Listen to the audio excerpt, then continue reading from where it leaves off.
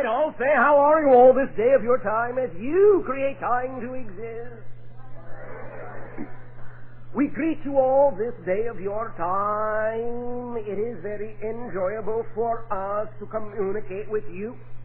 Again, as you say, at this time, you find that there are specific reasons for the timing of these events. As always, everything has its own perfect timing. The idea that we wish to share with you this day will be for the purpose of taking advantage of what we would like to call the streamlined energy that is now taking place within many of you upon your planet, now that you have come to certain levels of realization, and more importantly, certain levels of activity, of willingness to act in the direction of the things that you say you are most excited about. More willingness to put yourself, your true self, out in front and let all individuals know through your communications, through your voices, just what kind of a world you actually do wish to have. And now that there is more of the communication of peace, more of the communication of love, but also at the same time, more intensification all over your planet and more focus of both positive and negativity, now there are streamlined energies at work, and therefore the information that we would like to share with you today has been designed to act very quickly, to be tools for you to apply in your reality and receive a relatively quick result. Because of all of the heightened energy now, your manifestation capabilities are growing naturally stronger. You are blending the conscious and and subconscious mind into one consciousness more and more, removing, or shall we say transforming or dissolving the barriers that previously existed between the levels you had created in your consciousness, so that you can function more wholly, more completely, and therefore, obviously, you can get a stronger, faster result from your intention to create the reality that you really desire to create. Now, many of you have for quite some time of your time been exploring and investigating concepts that you call New Age concepts, higher consciousness concepts. Many of you have been exploring this in many different ways. You do not have to have used that terminology to have explored these ideas. Some of you will simply put yourselves in certain kinds of situations that will allow you to rely on all of your attributes and all of your resources and all of your ingenuity. It is the same thing that the New Age upon your planet is all about. Finding out your true self, who and what you really are all about, not what others think you ought to be, not what others think you should be, not what others think you should not be, but what you know in your hearts you can be, what you know in your hearts you wish and desire to be, and then fulfilling that reality. You're all very, very ingenious individuals on your planet and have come up with any number of ways to put yourself in situations that force you to look at aspects of yourself that have heretofore been hidden from you, from yourself, so that you can reclaim those portions of your being and integrate, fuse yourself into one, the one consciousness that you are, and live a life of joy and ecstasy and creation at your peak of creativity. Now, Today we would like to call the information that we will share with you as follows. 1, 3, 5, 7. The tools of change. Many individuals that have shared conversations with us before will recognize some of the information that we are going to talk about, specifically the information contained in the portions called 1 and 3. However, even to them, the idea of the information contained in 5 and 7 will be somewhat new, and all of the information, whether you have heard it before or not, will be focused in a new format, again to take advantage of the streamlined energy so that you can apply it more directly, more succinctly, more precisely, with greater effect out of what you are pursuing, what you are exploring. Therefore, let us begin. Now, 1, 3, 5, and 7. Let us explore the notion of 1. As we have discussed, and what is absolutely paramount in all of these ideas that we will be discussing is the issue of integrity, of acting, functioning as an integrated being. Integration, functioning as a whole, acting as one. All of the things we will discuss must contain the elements of integrity, the atmosphere of integrity, in order to get the results out of them that you can. The notion of oneness, the notion of your true self, that which excites you the most, we have discussed many times. And briefly we will now discuss it again, because we cannot tell you, we cannot even begin to tell you how important this principle is and how often individuals can overlook through their creative genius exactly what it is that excites them the most. Excitement. Once again, the definition, just to begin things off on a familiar foot. Excitement is your physical translation of the vibratory energy that represents who and what you really are, your true self.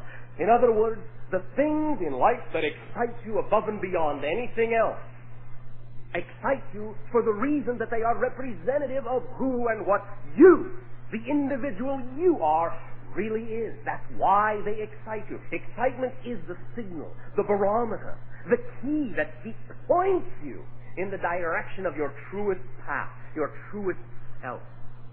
So anytime you follow at any given moment with integrity those things in life that excite you the most, you are always most harmoniously and synchronously aligned with your highest self, your highest aspirations. Excitement. Many times, as we have said, because of the limitations that your society has created and chosen to explore, which are valid in and of themselves, we do not invalidate anything, but many times those very limitations you desire to explore prevent you from being able to recognize the things that excite you. Or, if you allow yourself to get as far as recognizing what excites you the most in life, then very often the same limitations allow you to debate whether or not it really is the most exciting thing, and very often to actually deny that what excites you the most really is your purpose in life. And there are many, many very creative forms of that limitation and that denial. And we have mentioned several of them, and we will mention a few of them now. Oh, you cannot do that for a living. Oh, that is silly. Oh, that is childish. Grow up. Do not be so naive. That will never work. If you do not struggle and suffer, it will be worth nothing to get anything. No pain, no gain, as you say. All of these ideas of limitation blind, many of you, even to the capability of knowing what really excites you in life. But those that even do recognize it very often will, as you say, chalk it up to a fantasy, to a dream, and you usually use the word dream to mean something that really has no substance or content, which is not what a dream is at all. By the way, remember, you are all dreaming right now. This is all really, literally, a dream. But it is the one you have agreed upon shall be solid, shall be real. But you are dreaming. Not very differently than when you dream in sleep, where in actual fact you are actually very much more awake than you are right now. Very much more your whole self in the expanded, unlimited dream state where anything is possible than you are right now, where you have chosen to limit your vision to a particular style of reality. So you are dreaming right now. But this dream that you have, the dream of your passion, the thing that excites you, that has more substance, can have more solidity than anything else that has ever occurred in your life, if you allow it to. Because it is the thing that is most representative of who and what you are. The oneness of you. That excitement, that joy, that ecstasy, that feeling itself is the beacon that lets you know you are firmly on the path of being you. You all know, I believe, you have at least at one time or another in your lives had some experience where you know, when you are denying yourself, when you are denying the true self, and you do something because it is safe, it is expected of you, it is traditional, it is what everyone does, it is more realistic. A funny thing to say in the middle of a dream, this is more realistic. All right, fair enough. That is a valid creation too, because it is all creation. But all of you, I believe, at one point or another, know that feeling I am referring to. When you are flowing, when you are excited, or when you have a dream, and then you buy into a belief that is not really quite that dream, that is settling for less than that, and you know you do not feel quite right about it, the clothes don't fit you exactly the way they ought to. Allow yourself to begin to understand your true sense of oneness. What it means to be one. Nothing is outside of you. Everything you experience is yourself, is you. In another form, in another version, in another style of expression. There is no outside. It is all within. Now, we understand again because many of you have been trained to think of a true physical exterior and a physical interior to everything, that when we say it is all within, we know many of you still have a visualization, and you think, oh yes, it is all within this body, it's all within this area, right here where I am, occupying space. It is all within. And this out here is really an illusion. This is not really out here. But you see, while somewhat accurate, it is not quite precise to place it that way, because those terminologies still create a separation. That is within me. This is within me. That is within me. Both the terms this and that are within you. You are that. It is you. You are there. It is here. It is all one and the same. You are all one and the same. Different perspectives of the whole. That is what each being in creation is. Different perspectives creation has of itself. You are creation, having a particular perspective of itself relative to all the other perspectives creation has of itself.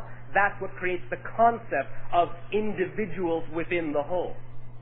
It is simply a perspective, a point of view. I am creation with a particular perspective of itself relative to all the other selves creation can be. That is what an individual is. And the whole is one individual. And it is all the individuals it can be. The more you allow the so-called barrier, which in and of itself can be a limiting term, the so-called barrier or point of view, perspective, to dissolve between this you and that you, the more you will have to draw upon, the more you will be able to see yourself as you really are, from all the different points of view. And the more you will realize what an unlimited being you actually are. In a way, this is sort of, well, humorous. Because all of this is as if the Creator is attempting to convince itself of its own existence, of its own true identity, having forgotten who it is. The Creator is talking to itself, talking itself back into recognizing itself as it is, in its whole form. But the separation it has experienced has also been a loving game, a brilliant adventure, and it will always exist. But to put it in your colloquial terminology,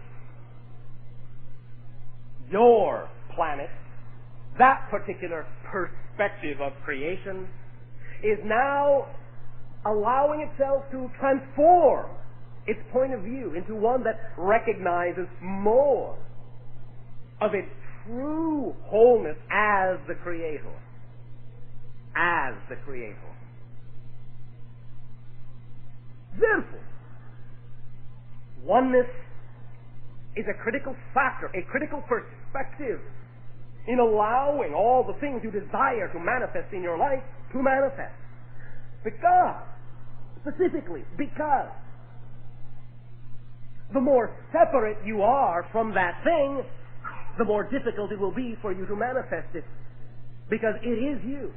And if you do not believe it is you, then you do not believe you have commandment over the manifestation of that thing.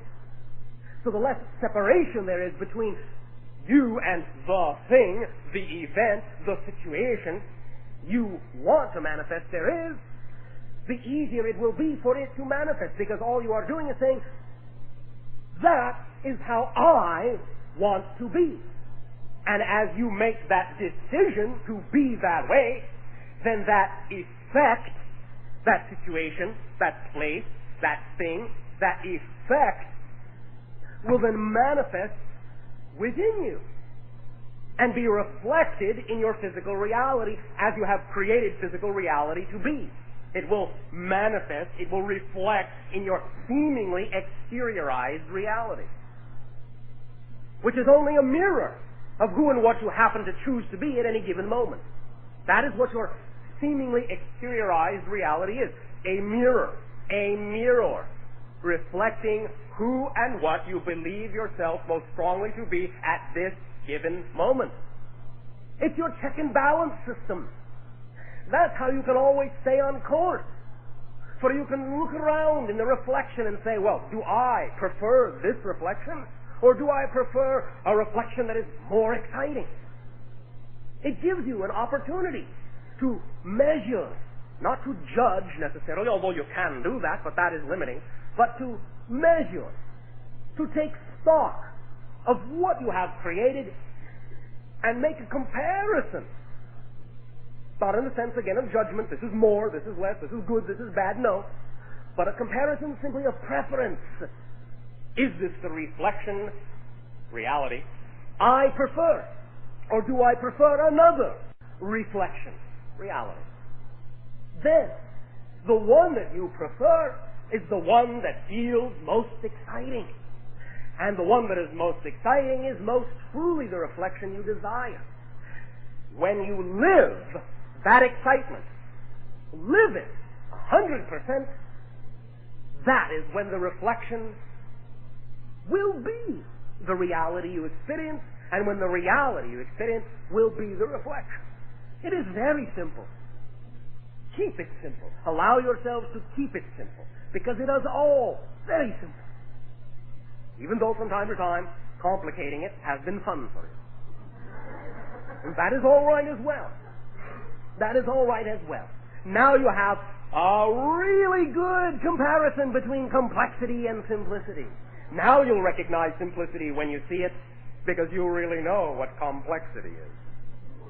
And you have been very creative with that. So, one. First of all, one. Be one. Act like one.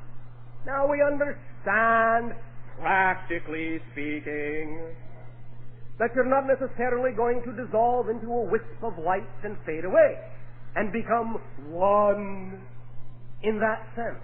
Although that is certainly enjoyable. But you have chosen to be where you are, probably for your very own, very good reasons, and therefore the oneness that I am suggesting you allow yourself to perceive is for the specific purpose of allowing you to more easily and effortlessly accomplish your own self-chosen reason for being in the reality you have chosen to be in. If here and there some of you have reached the end of your chosen reality, then you will perhaps pop out here and there, and that is all right. You will go to other realities. You will always be exactly where you belong, because your reality is always a representation of the vibration that you are giving off. And that is the main principle of oneness, of the one. As we have said many times, and yet have never said before this moment, because every moment is new, what you put out is what you get back. It is the only law in creation. There are not 5 laws, 3 laws, 10 laws, 1,000,000 laws in creation. There is only one law in creation. What you put out is what you get back. Every variation and style of that theme, every reality you experience is your variation on that law. What you put out, the vibration you give off, the belief you hold most strongly is the reality you get back in the reflection. Very, very simple principle. As a basic law ought to be. Very simple. It is honest.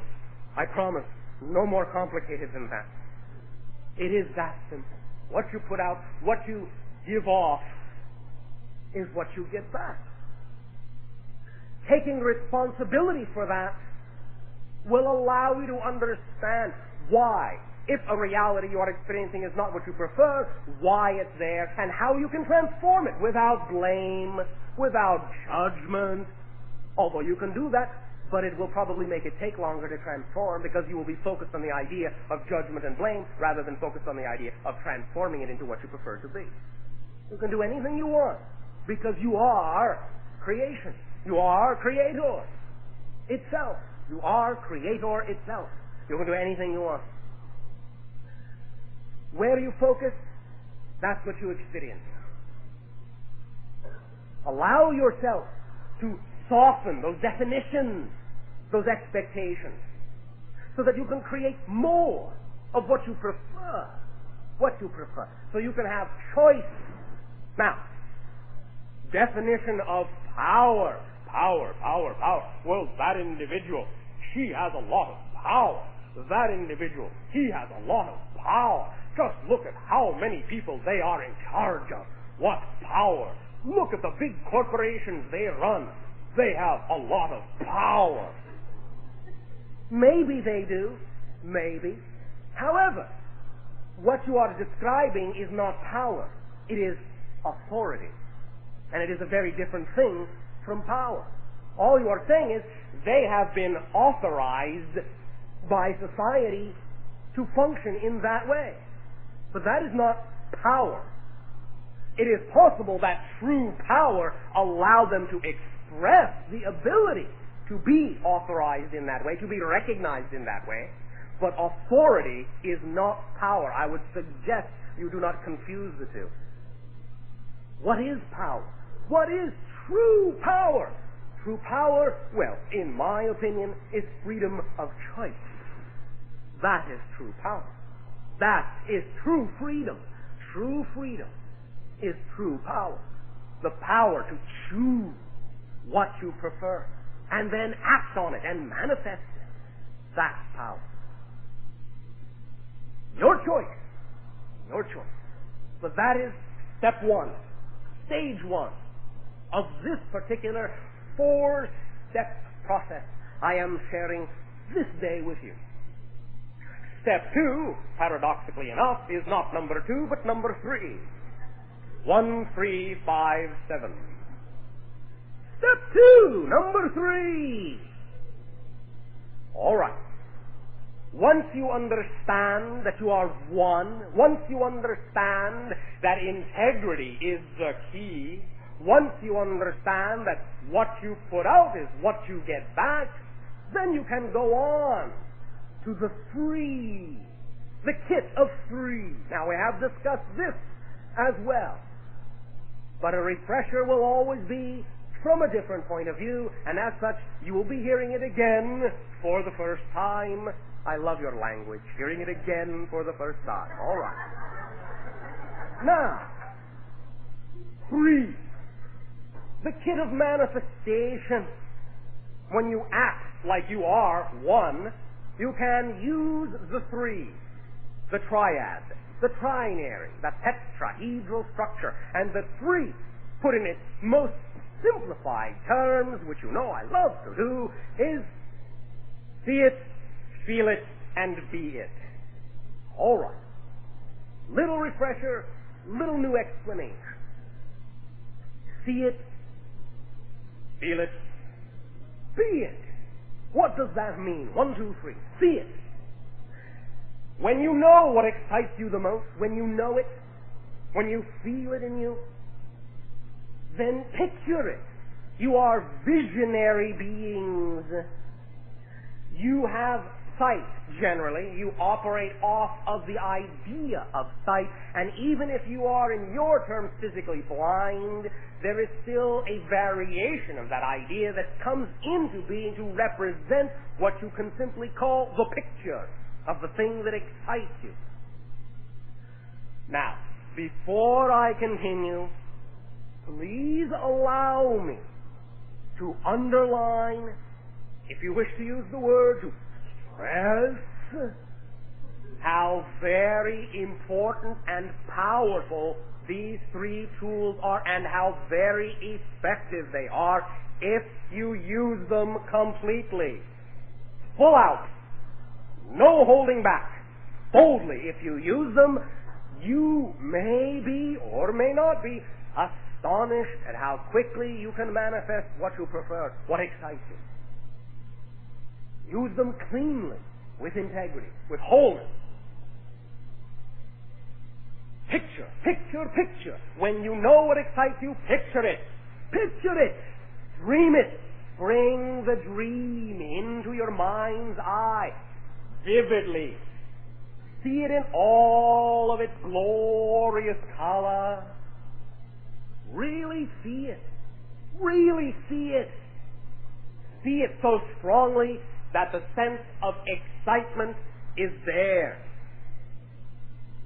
Picture yourself, for example, going through that scenario. If it is something you wish to do, you are not doing now, picture yourself doing it. I mean it. Sit down, take some time, relax, and picture yourself doing it. And enjoy it. I would assume you would enjoy it if this is what really excites you, so enjoy it. See it. vividly, all the motion. Walking where you would walk. See yourself talking how you would talk. See the gestures you would be making. The things you would be touching. The people to whom you would be speaking. Or with whom you would be speaking. Or whom would be speaking to you. See it all. Paint the picture. Paint, paint, paint. Draw, photograph, snap. See the picture. See it on a big movie screen. See it in three-dimensional light. See it in snapshots. Draw it out. Carve it into a rock. Paint it out. Any way you wish, but see the picture, whichever way seems most exciting to you. Really see it. Give over to the daydream. Let yourself become wrapped in it. Johnny, Susie, stop daydreaming. Pay attention. Johnny, Susie, you get an F, go home. How long ago did that begin? Oh well, why do you find it so difficult to daydream now? All right. Daydream. Dream, dream, dream, dream. Picture. Now, when you have the picture, when you have run through the reel, and it does not have to necessarily be the entire thing, although it can be, but a really solid, vivid idea that you can really see, then step 2 of number 3, after seeing it, feel it. Very important. Very important. Really feel it. If you're really seeing this, and if you were really doing it, wouldn't you be ecstatic? Wouldn't you be at peace? Wouldn't you be really feeling it inside, giving you joy? Let yourself really feel it. Do not have a picture devoid of feeling. And when I say feel it, not only am I speaking about emotionally, feel it tactily, with your senses. Plug your senses into it. If you see yourself picking up a certain artifact, know what it would actually feel like. Spend some time in your daydream feeling it. Is it cold? Is it hot? Is it rough? Is it smooth? Does it give you a little splinter and you are overjoyed at the reality of that? Any fashion at all, but feel it, really feel it. Let all of your emotionality and your physical senses, smell, hearing, seeing, touching, tasting, lock into that vision, lock into that daydream. Take the time to smell it all, to touch, to know it's really there. Because, little secret, which after I tell you will no longer be a secret at all, and really never has been. Little secret, because if you act like it's really there, it really is there. It is really there. Oh no, what do you mean it's really there? I'm just daydreaming. No. It's real. Really, really real. Because dreaming is real, and because reality is a dream, it's really real. Maybe you have not in your own definition manifested it yet, but that doesn't mean it's not real. I'll let you in on another little secret which I have shared before with some of you. Anything you can imagine is somewhere a reality. You cannot imagine that which is not real. You do not have that capacity. There is no such capacity. That which does not exist always will not exist.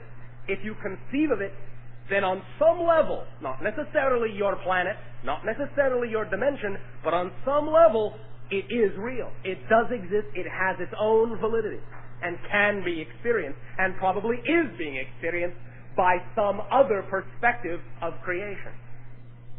Or colloquially put, some other person, some other being. But it is real. So remember, first of all, whatever you imagine is real. Now, yes, There are degrees of manifestation in terms of what is most likely to manifest in a particular dimension, because you are agreeing to a certain set of, shall we say, game rules. They're not laws, just game rules. And it doesn't mean they cannot change, and very often, and quite frankly all the time, they do. In many ways, sometimes subtly, sometimes grandly. But generally speaking, if you have agreed to play by a certain set of game rules, then the manifestation will more easily be created if you stay within those parameters of your strongest beliefs of what is possible to you and not, immediately speaking. Now, you can, however, take solace in understanding that whatever really excites you the most, if it does excite you in this reality, then it is generally achievable in this reality, or it probably would not have excited you, because there are no pointless creations. Allow yourself, therefore, to fall into the feeling. Fall in love with that picture. Fall in love with yourself as you see yourself in that picture. Feel it. Let the feeling wash through you, over you, around you, immerse you. When you see it, when you feel it, then be it. Act it. Physicalize it. You are physical beings. You have been trained in the idea of a solid physical reality. So instead of allowing that to be a limitation, allow it to work for you by using the habits you already find come to you most easily. When you see something and feel it, physicalize it by physically acting it out. All right, now Bashar is going to grumble and gripe for a few seconds. Although you know I will be enjoying myself. And I trust perhaps you will as well. However, it does seem,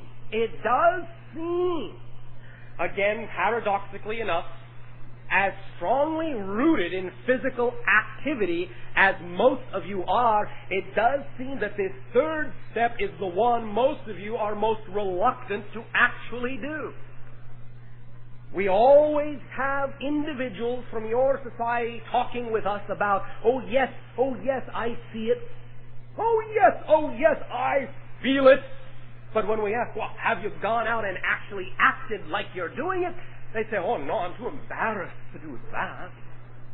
Oh, I would look silly acting it out because it's not really there yet. I would be pretending. It wouldn't be real. I would play acting. What is the hesitation?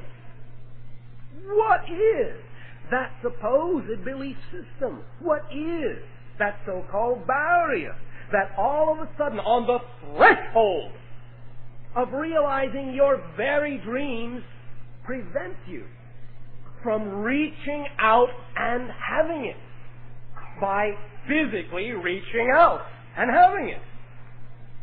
The idea, again, to remind you, is that if you have a vision of something that excites you, and you feel it would excite you, then if you cannot immediately do the real thing, get as close as you can. And if you can, set up a stage that would be representative, physically representative of the idea, and go through the motion physically. Play it all out. Play a scenario out. Because then, what you will be doing is you will be ingraining the vibratory habits into your body consciousness to move in a new way that is more representative of the reality you say you prefer. Because if you were in that reality, you would be doing these things. You would be acting in a different way. You would be standing differently, walking differently, talking differently, moving differently, touching things differently.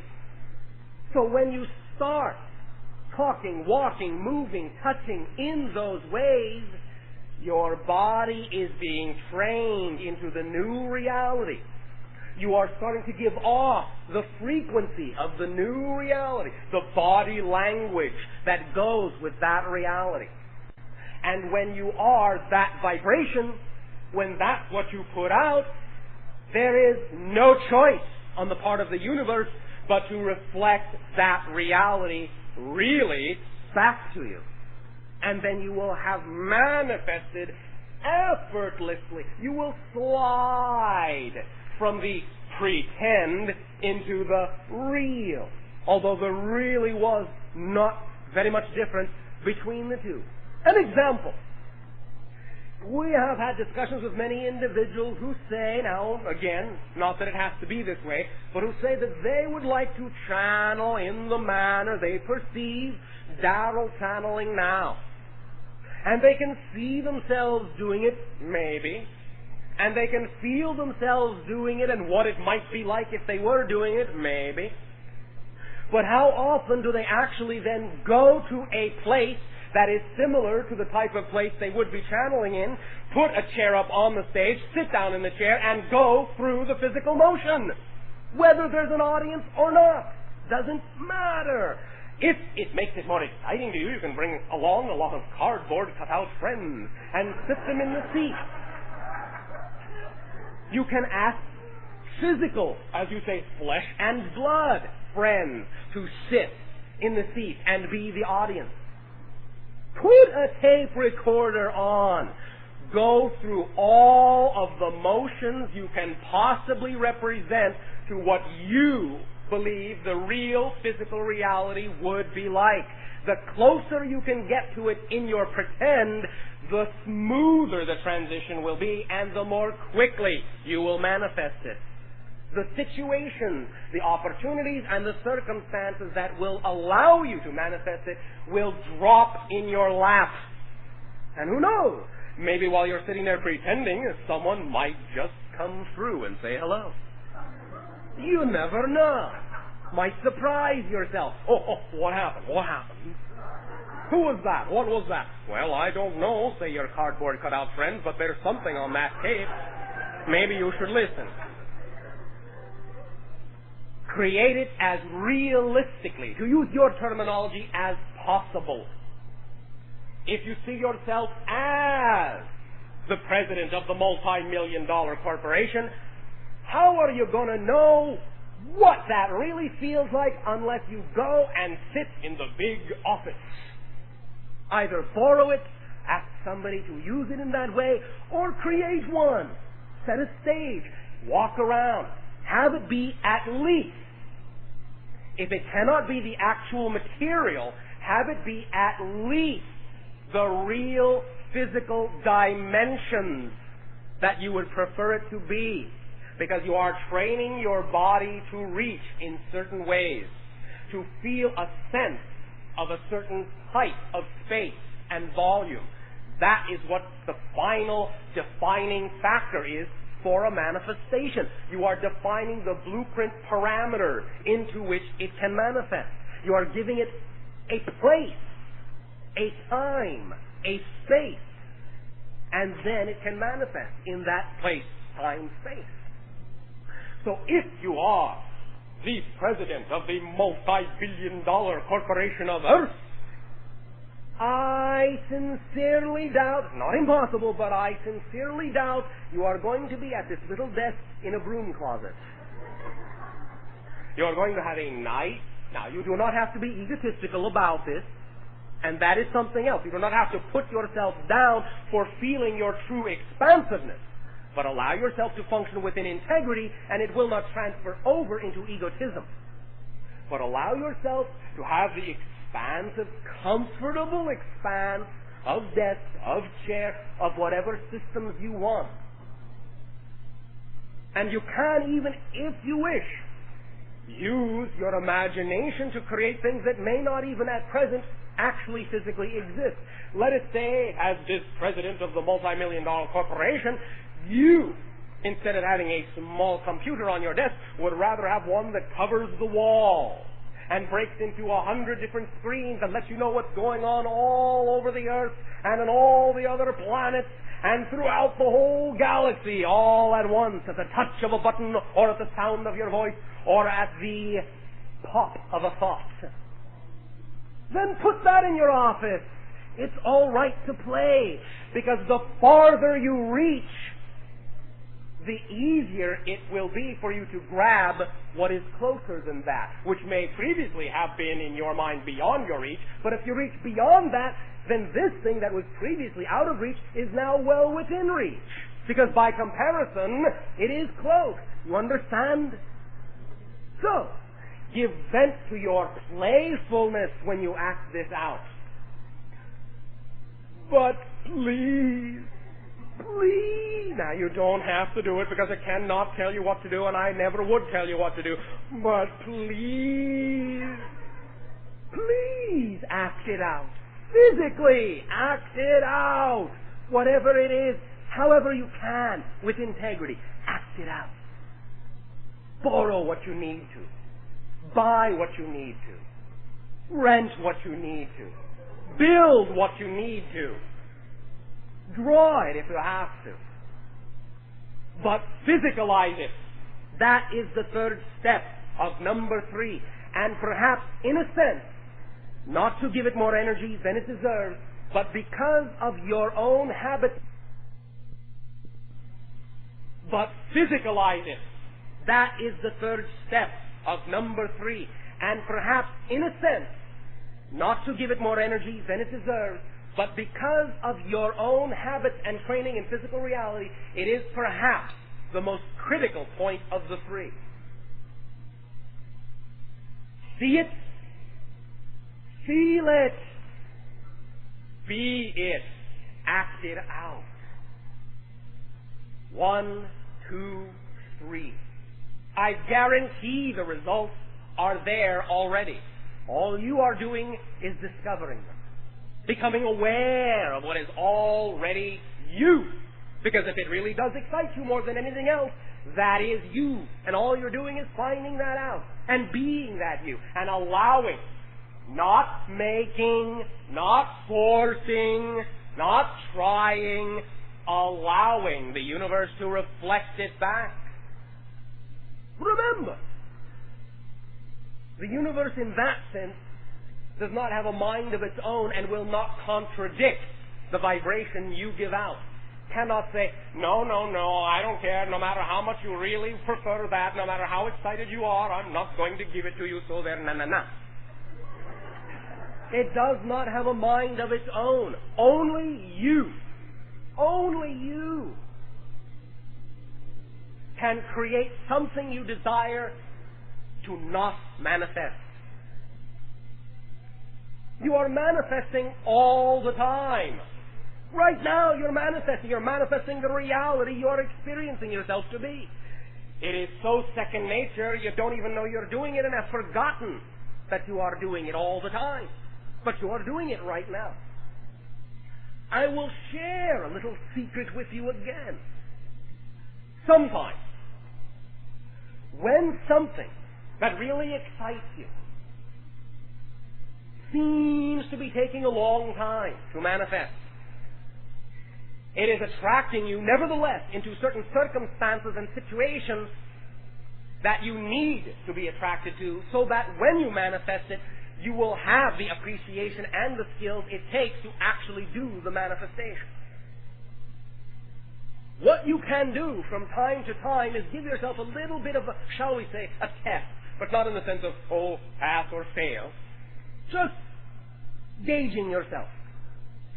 If you have been pursuing a dream, shall we say, for a long time, and you feel, perhaps, now and then, choose to believe that you are not getting anywhere, do a quick check. Turn to the next most exciting thing that you are capable of doing something about and call for a manifestation of that. You may be surprised to find that all the things you have been going through in attempting to manifest the most exciting thing have been making you stronger as a manifester. And that when you turn your manifestation attention to something else that you have not deemed is as exciting, you may be startled to find out how much stronger a manifester you have become by how quickly that manifests. And that can act as a good barometer to let you know you are growing, are changing, and that the apparent amount of time getting what really excites you is taking, is actually doing, is making you strong enough to really live the manifestation when you get it. So you can do that kind of a check for yourself as well. Now, 1 we have discussed. 3 we have discussed. 1, 3, 5, and 7. Number 3 is 5. 1, 2, 3, 4, 5. Same as the fingers on your hand. Yes, the same as mine. 5, the same as extensions from your body to arms, to legs, a head. Yes, the same as mine. 5, the number of beingness in this dimension of space. The overall dimension your people and our people and many other people share. The expression of what may generally be termed humanity. The number of humanity. 5. Now, what do we mean by the tool of 5? We've had tool of 1, tool of 3, tool of 5. Well, all right. We have talked about the idea of seeing and feeling and being, but let us bring in more specific focusing, more specific application, so that you can take this information, and if you have a very specific goal, a very specific project that you wish to apply these principles to, well, then not only can you use the tool of 1, the tool of 3, but you can also use the tool of 5 to very, very precisely define the vibration of yourself so that you know exactly where you are at relative to the reality you say you prefer to manifest. What are the 5 pieces of the tool? They are as follows. Vision, timing, knowledge, resources, and once again, always seems to work out this way, doesn't it? The last one is the most critical of all. Any guesses? Close? Close, but we already covered that in number 1. Desire is already there in the excitement. Manifestation is the effect. That is resources, as we have already talked about. The physical action we have covered in part 2, which was called 3. That is something else. Love is always there. Thank you! Persistence, which means commitment to it. A true belief that there is no alternative. Persistence. Now, let us start at number 1. Not 1, but 1 of 5. Vision. Vision, vision, vision. All right. In some senses, this is what has been generally covered. The idea of seeing what you want. Having a vision. Having the dream. That pure vision. Where you know this is what you're all about. This is your purpose. This is your mission, as you very often say. The vision. The one that makes you feel most like you. Your true self. Your true expression. Vision. If you have that, then the next thing, timing. Timing. Not time, timing. You have a saying on your planet. very true as far as I am concerned. There is nothing more powerful than an idea when its time has come. Nothing will stop it. Except, of course, you. But the idea is to recognize timing, to be sensitive to the timing. Now, of course, you know, starting out, that if you are alive at this timing, and that this is the thing that excites you the most at this timing, then generally speaking you could say, well, yes, then the timing is obviously generally correct for this reality to manifest. And that is generally true. But specifically, there may be certain things you as an individual yet need to learn, to experience, in order to truly become the individual who will actually manifest that vision.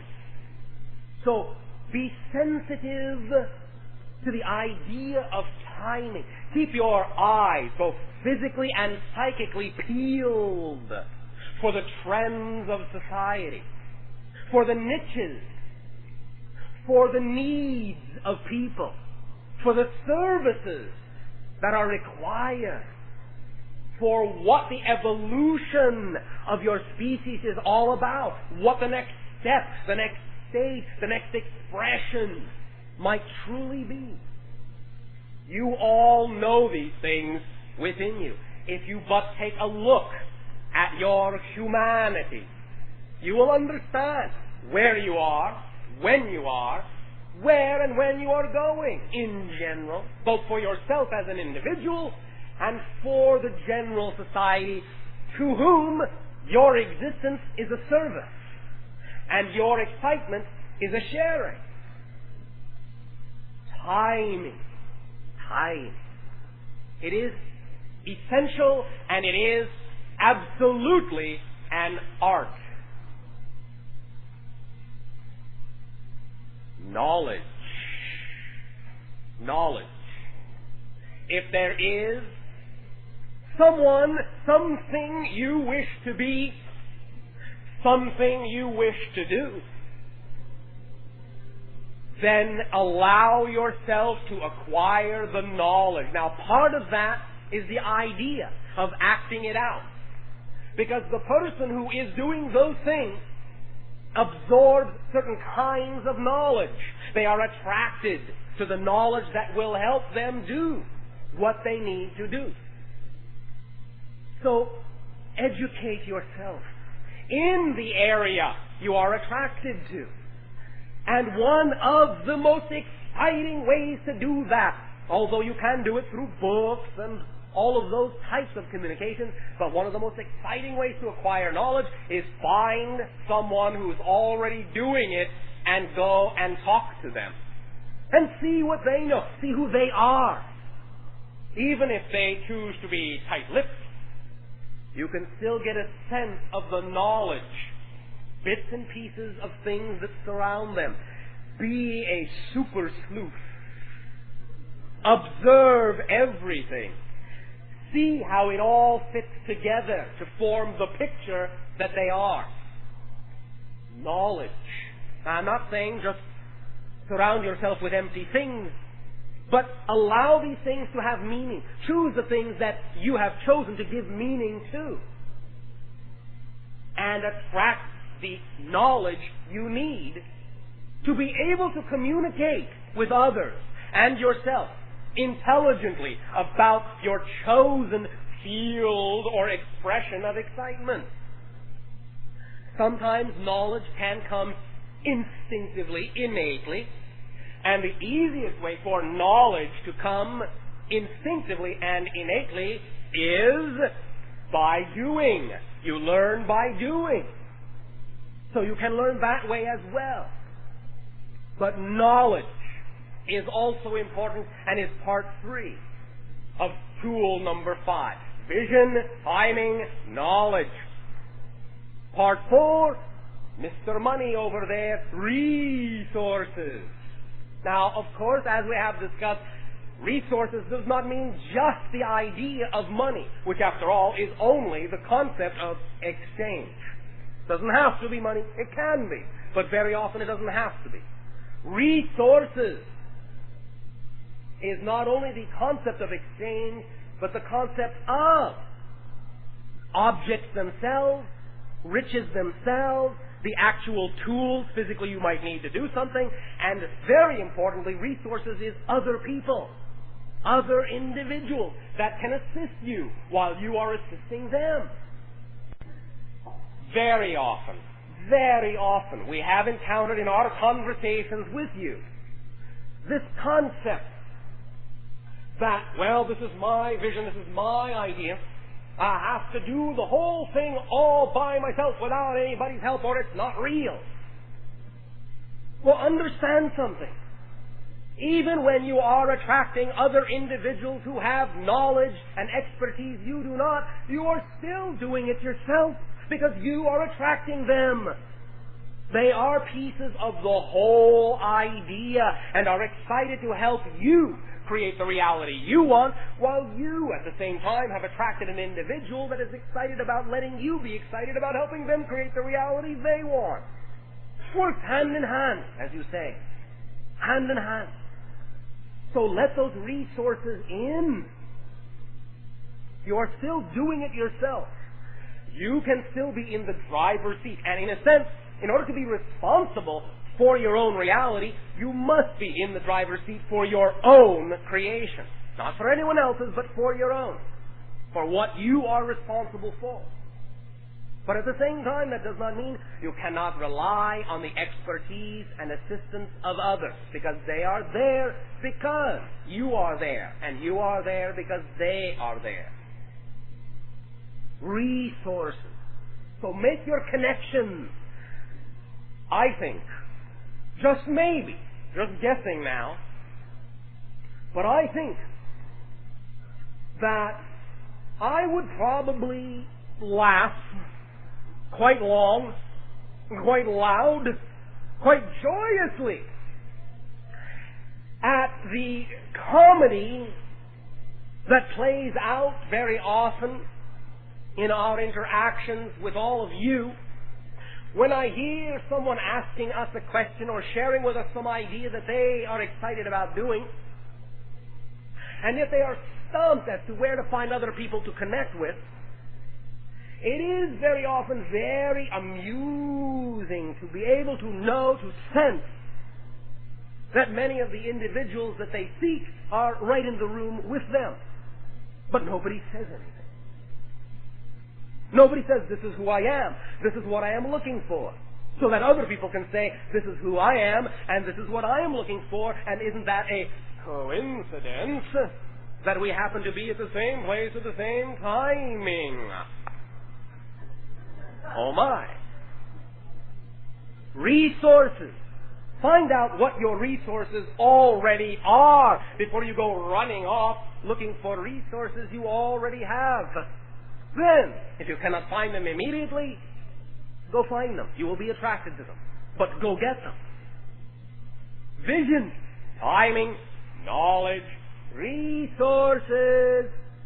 And remember, in terms of money, it is simply the idea of abundance. And the abundance is the ability to do what you need to do when you need to do it. Money isn't always the quickest way, although it's just as valid as any other. Let the quickest manifestation of abundance come to you. Don't turn it away because it doesn't look like what you've been taught it ought to look like. Let it come to you in other ways. You may find that because of the excitement of individuals working together, many of the things you may have previously thought you needed money for, you need no money for at all. And the whole thing magically comes together. So, the fifth element, persistence. Persistence. You have no other choice. No alternative. Now, it does not mean you cannot act on other things that excite you if you find at any given moment that the thing that excites you the most does not present you an opportunity to act upon it. But if you still have the vision of that thing that excites you the most, and you act upon whatever is most exciting that you can act upon, you are still heading in the same direction. But persistence is simply another way of saying you know what your vision is, you have made your choice, and it does not mean you cannot change your mind. But just be clear that if you do, it is what really excites you the most. But once you have decided that, then there is no alternative for you. What alternative could there be? Oh yeah, all right, I'll choose what does not excite me the most. I will choose the thing that is not me. I will choose something other than what I am. Now, if you want to talk about difficult, you have just said a mouthful. Because that's the struggle. That's all the striving and the struggling you experience in your life. Never, ever, ever do you, never, ever, ever have you, and never, ever, ever will you experience struggle when you are doing the thing that excites you the most. You will only, always have only, and will always only experience struggle and difficulty when you are doing the thing that is not you. And that's what lets you know, when that struggle and striving starts to come in, that you may be pursuing or buying into or acting out a belief that is not yours, but one you bought a long time ago and don't need any more. So find out what that belief is, the belief that you would have in order to be experiencing what you're experiencing. And then change the definition of that belief. And then the reality will change. The barrier and the struggling and the striving will dissolve. Persistence. Also remember the idea and issue of trust.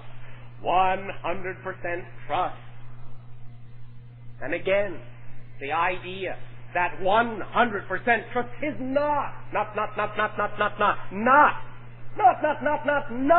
something you have to learn how to do. 100% trust is something you're already doing, have always done, and always will do. It is second nature for you to trust 100%. It is simply a matter of what you're trusting in. Do you trust 100% in the negative, in what you don't prefer, or do you trust in what you do prefer? That's what manifests. You are never not trusting. You are simply trusting in something that may not have anything to do with the reality you prefer. So, learning to trust is a misnomer. You do not have to learn to trust. All you need to do is apply, focus, aim your trust in the direction you prefer to. That's all.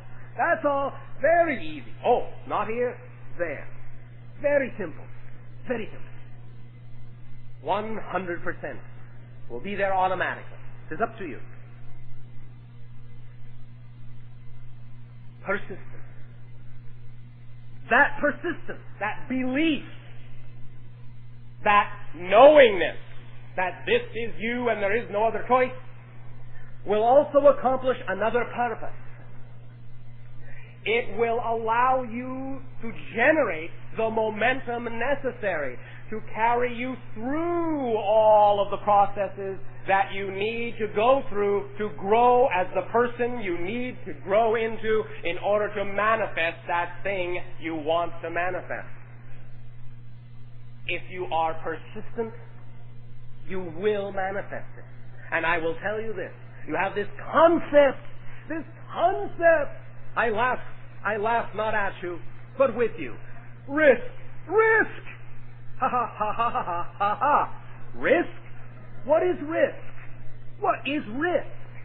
Risk is doubt. Risk is not being certain of the clarity of your vision. Risk is not being sensitive to the timing of your vision. Risk is not acquiring the knowledge. Risk is not acquiring the resources. Risk is not allowing yourself the persistence. That's risk. Risk is not believing in yourself. But if, I guarantee, if you have the vision, if you have the timing, if you have the knowledge, if you have the resource, And if you have the persistence, there is no more risk. None. You will be supported when and how you need to be, and you will accomplish and manifest what you most desire. Guaranteed. Those 5 elements guarantee it. And that is why we say they are more precisely focused than the concept of seeing, feeling, and being, although those are very powerful generators. But have the vision. Know your timing. Claim your knowledge. Contact your resources. And above all, blend them all together in one absolutely irresistible, straight, white, hot beam of light heading straight for that vision called persistence, which nothing can turn aside. It is the irresistible force.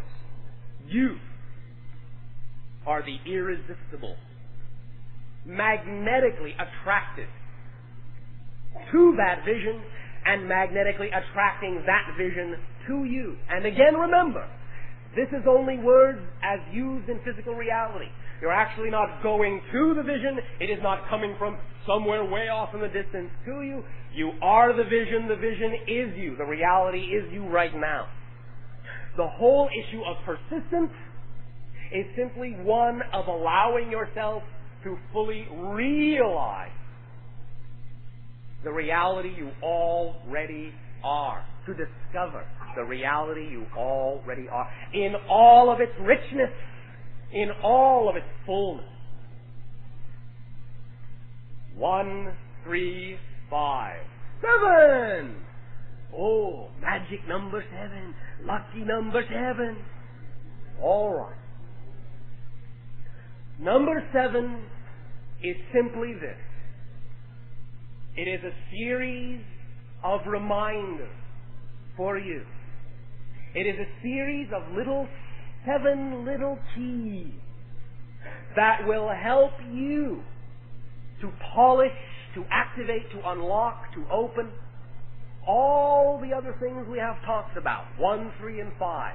1, 3, and 5 are kept in perfect working order by the 7. And the 7 are as follows. They are: relax, release, reflect, remember, respond, realize, and rejoice. In that order. In that order. Anytime when you are applying the 1, the 3, and the 5, you find the intensity and the doubt creeping up. You find yourself choosing it because you are. It does not come from nowhere. It does not really creep up from nowhere of its own mind, of its own volition. But when you choose to doubt, when you choose to struggle, then turn to the 7. And remember, in this order, relax. You are eternal beings. You have all the time in creation. What's your hurry? Persistence does not require stamina. It only requires absolute faith, which is very, very soft and loving. Absolute love. So, first of all, relax. Thank you. But that was number 2. Release. Relax is taking the moment to look. Releasing is letting it all out. Breathing it all in, breathing it all out. Reviewing the whole idea. Release the tension. Release the doubt. Let it be in front of you so that you can view it, examine it, play with it, see why it's there to begin with.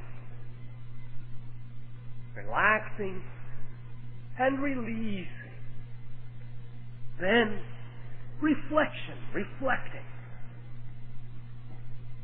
Seeing why you have chosen these ideas, examining your beliefs. Meditation.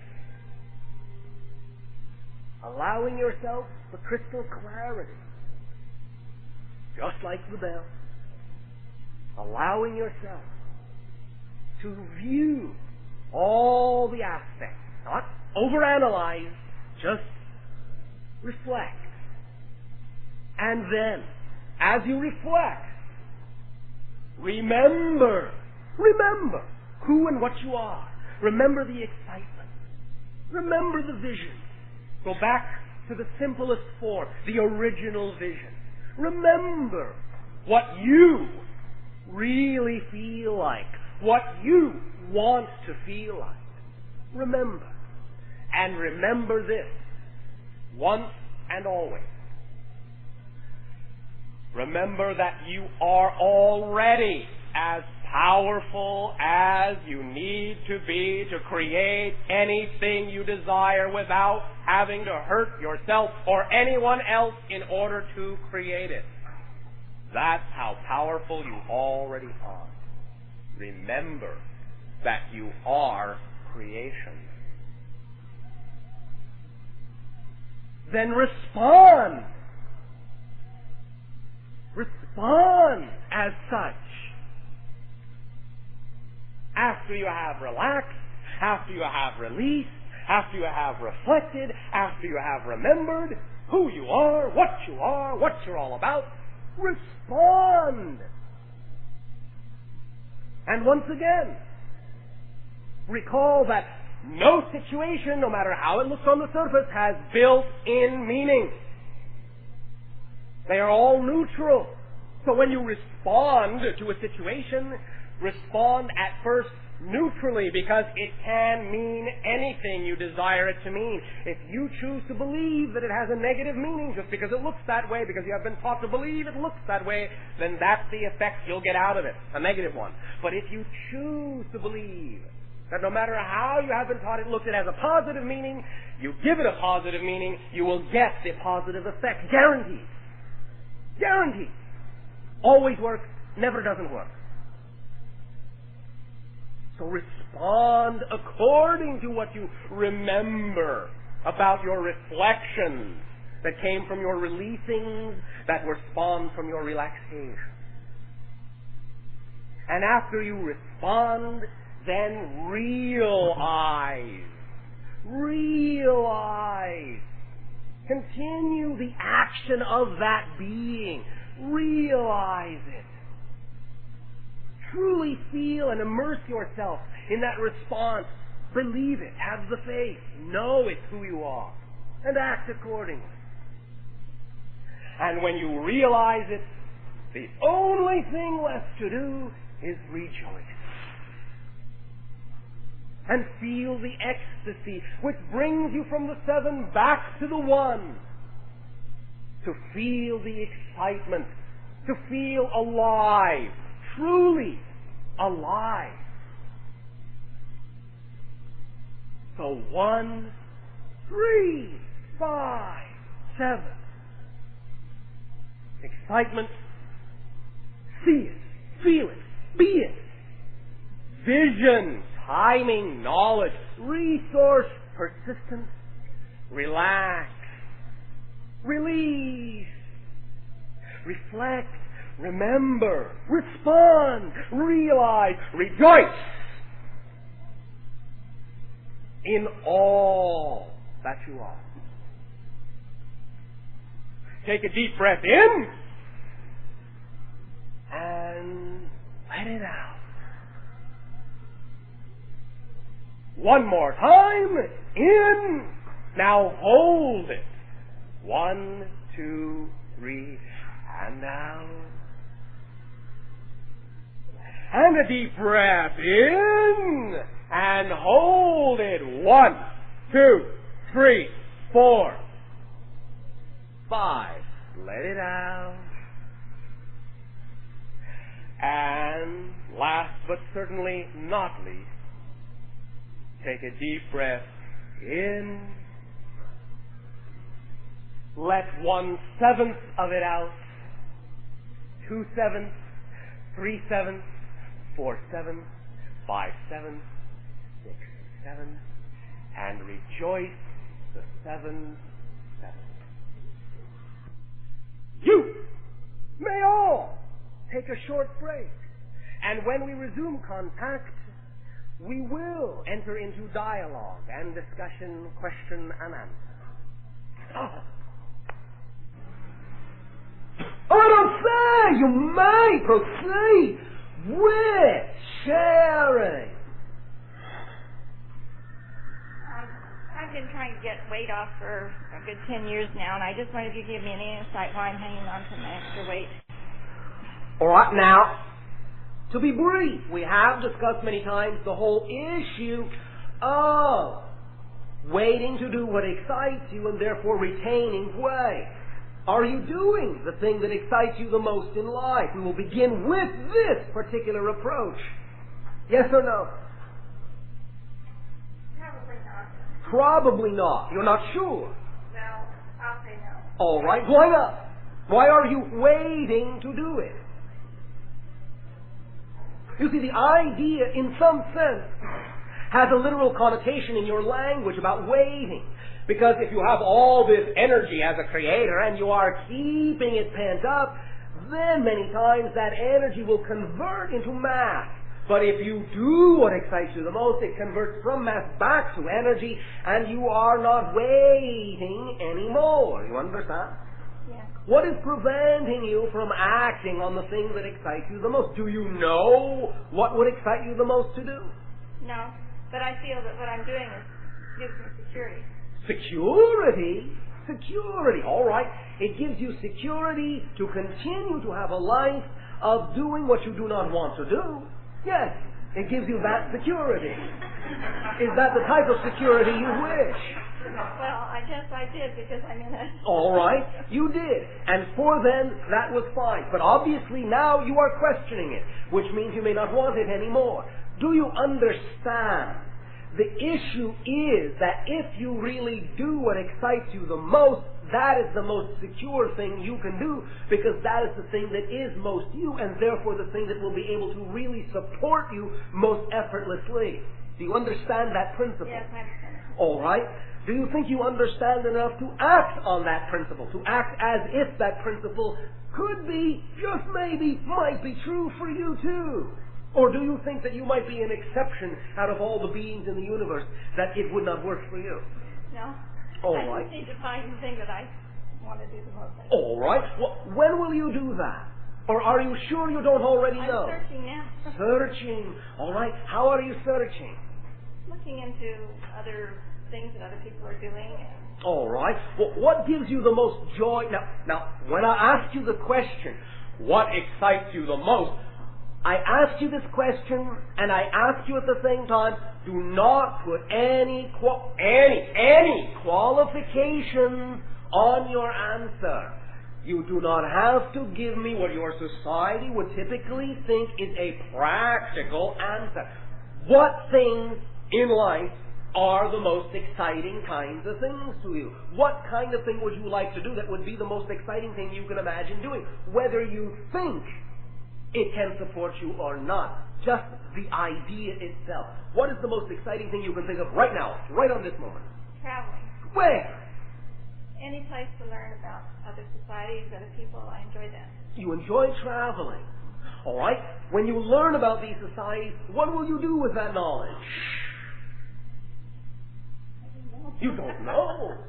All it brings me happiness, that's all I know. It brings you happiness, all right? What will also bring other people happiness? Do you think that there might be other individuals who might also enjoy hearing about what you have learned, or might enjoy experiencing what you have experienced like you did? Yes. All right, well then, if you are going to travel, if you enjoy traveling, why not either share the information with other people or help other people travel as well so that they can be happy if they like to travel? What about that? Would that give you joy to help them travel? Yes. All right, well, why aren't you doing that? Well, because I'm secure in my world. No, you're not. Not anymore because you're questioning it. And would you rather be secure being who you're not? That is not security. That really is not security. You are always going to be guessing who you are. I do not call that security. I call that guessing. Now, if you really want to be secure, then be who you are. Then you'll be secure. And you'll be able to do whatever you want because you're being who you are. Then you will be able to do what you want to do. Until you are being you, you'll only be guessing at what this hypothetical you might like to do.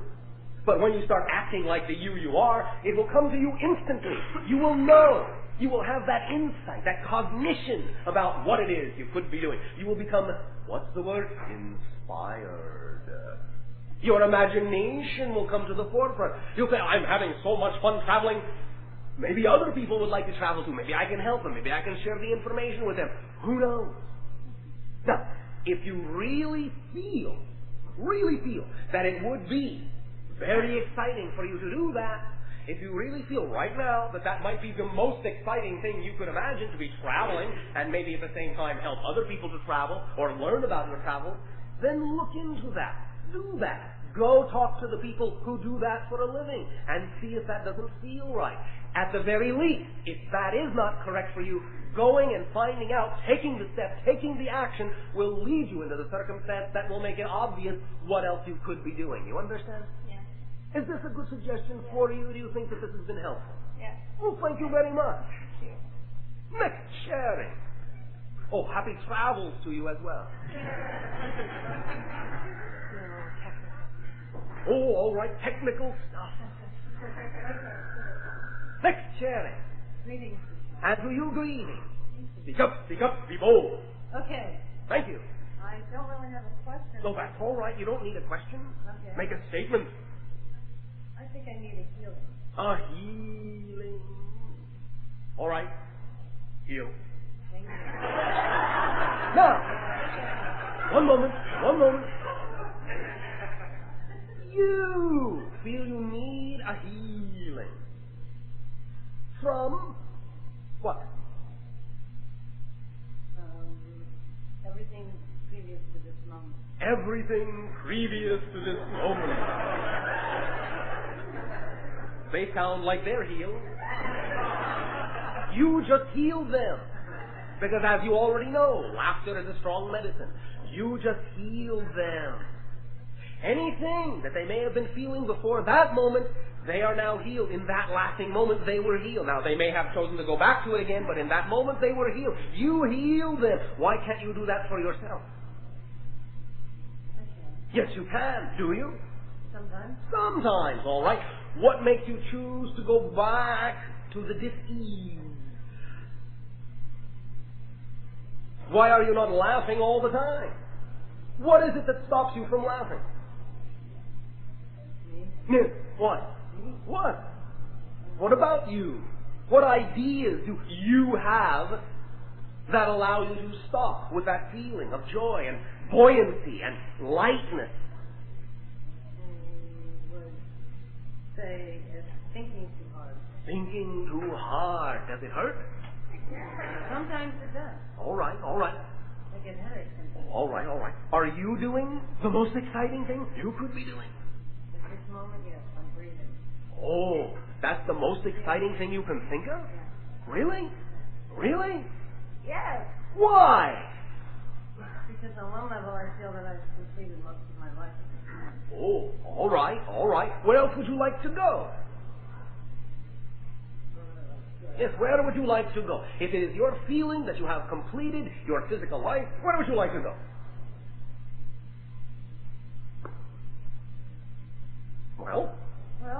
Well, would you like to see the travel lady? Yes, Perhaps she can help you. Here is your first customer, someone who wants to travel. What a coincidence. Well, where would you like to go? Off the earth. Off the earth. All right. Do you know for a fact that it is time for you to do that? No, I don't think it is. All right. And there's just some sense in me, and Yes? it's not a negative sense. Oh, I didn't say it was. Okay. It's just a sense that I've finished some sort of a level or some sort of all right. chapter. All right. You do know, do you not? You are aware, are you not, of our suggested technique for finding out if it's time for you to leave? Yes. You do? Yes. Oh, have you done it? No. Oh, all right. Would you like to? Not particularly. I'll keep going. No. Oh, so you do not want to leave? Yeah, if I feel like Yes. sometimes it's difficult to put it into words. All right, then put it into feeling. That's all right, too. Really, it's all right. Perhaps those are the best words, the feeling of letting it out. What do you want? A simple question. See if you can create a simple answer. What do you want?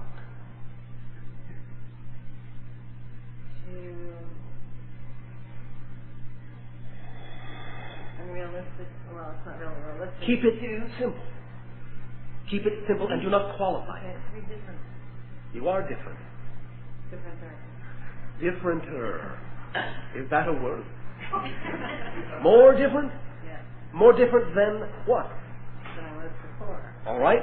You are. Okay. You are different right now. Different how?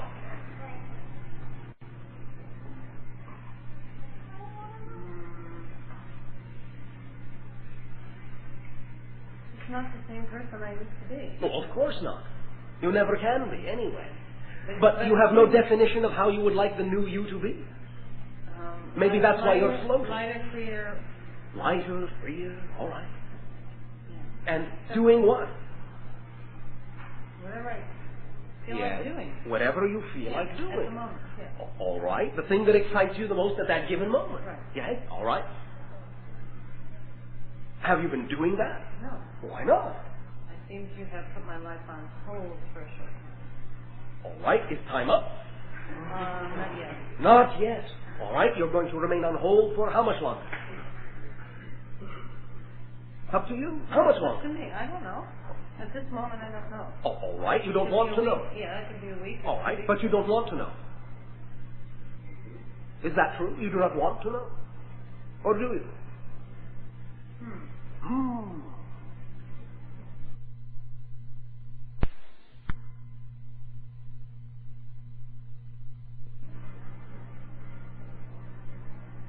Do you want to know? I'll gamble, yeah. Gamble? Are you talking about risk? Or are you just talking about fun?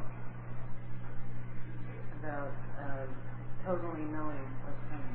All right. Totally knowing. All right. All right. Well, use the threshold of believability. How much longer will your life be on hold? Will it no longer be on hold in 1 year from now? Correct. Will that be more than enough time so that it is no longer on hold? Yes. Will it no longer be on hold 6 months from now? You hesitated. No, correct. So what are you saying? Somewhere between now and 6 months. Now and 6 months. All right. Do you wish to be on hold for 6 months? No. No. What do you prefer to be on hold until? How much time do you prefer to be on hold? What feels comfortable? Say, A few weeks. all right, a few weeks. Yeah. A few weeks. Yeah. Until? My birthday. Until your birthday. Oh, all right. Then you will be born a different person? Can you allow your birthday to be that? Yes. Will you have fun? Yes. Yes? Yes. All right. May I ask you a personal question? Of course. I do not assume that I can. Why do you wish to wait until your birthday instead of making today your birthday? Just asking. Not that you have to do it. Okay, it seems like there's some loose ends or things that I need to finish. All right. Seems that way, but you do not know what they are. They are not clear.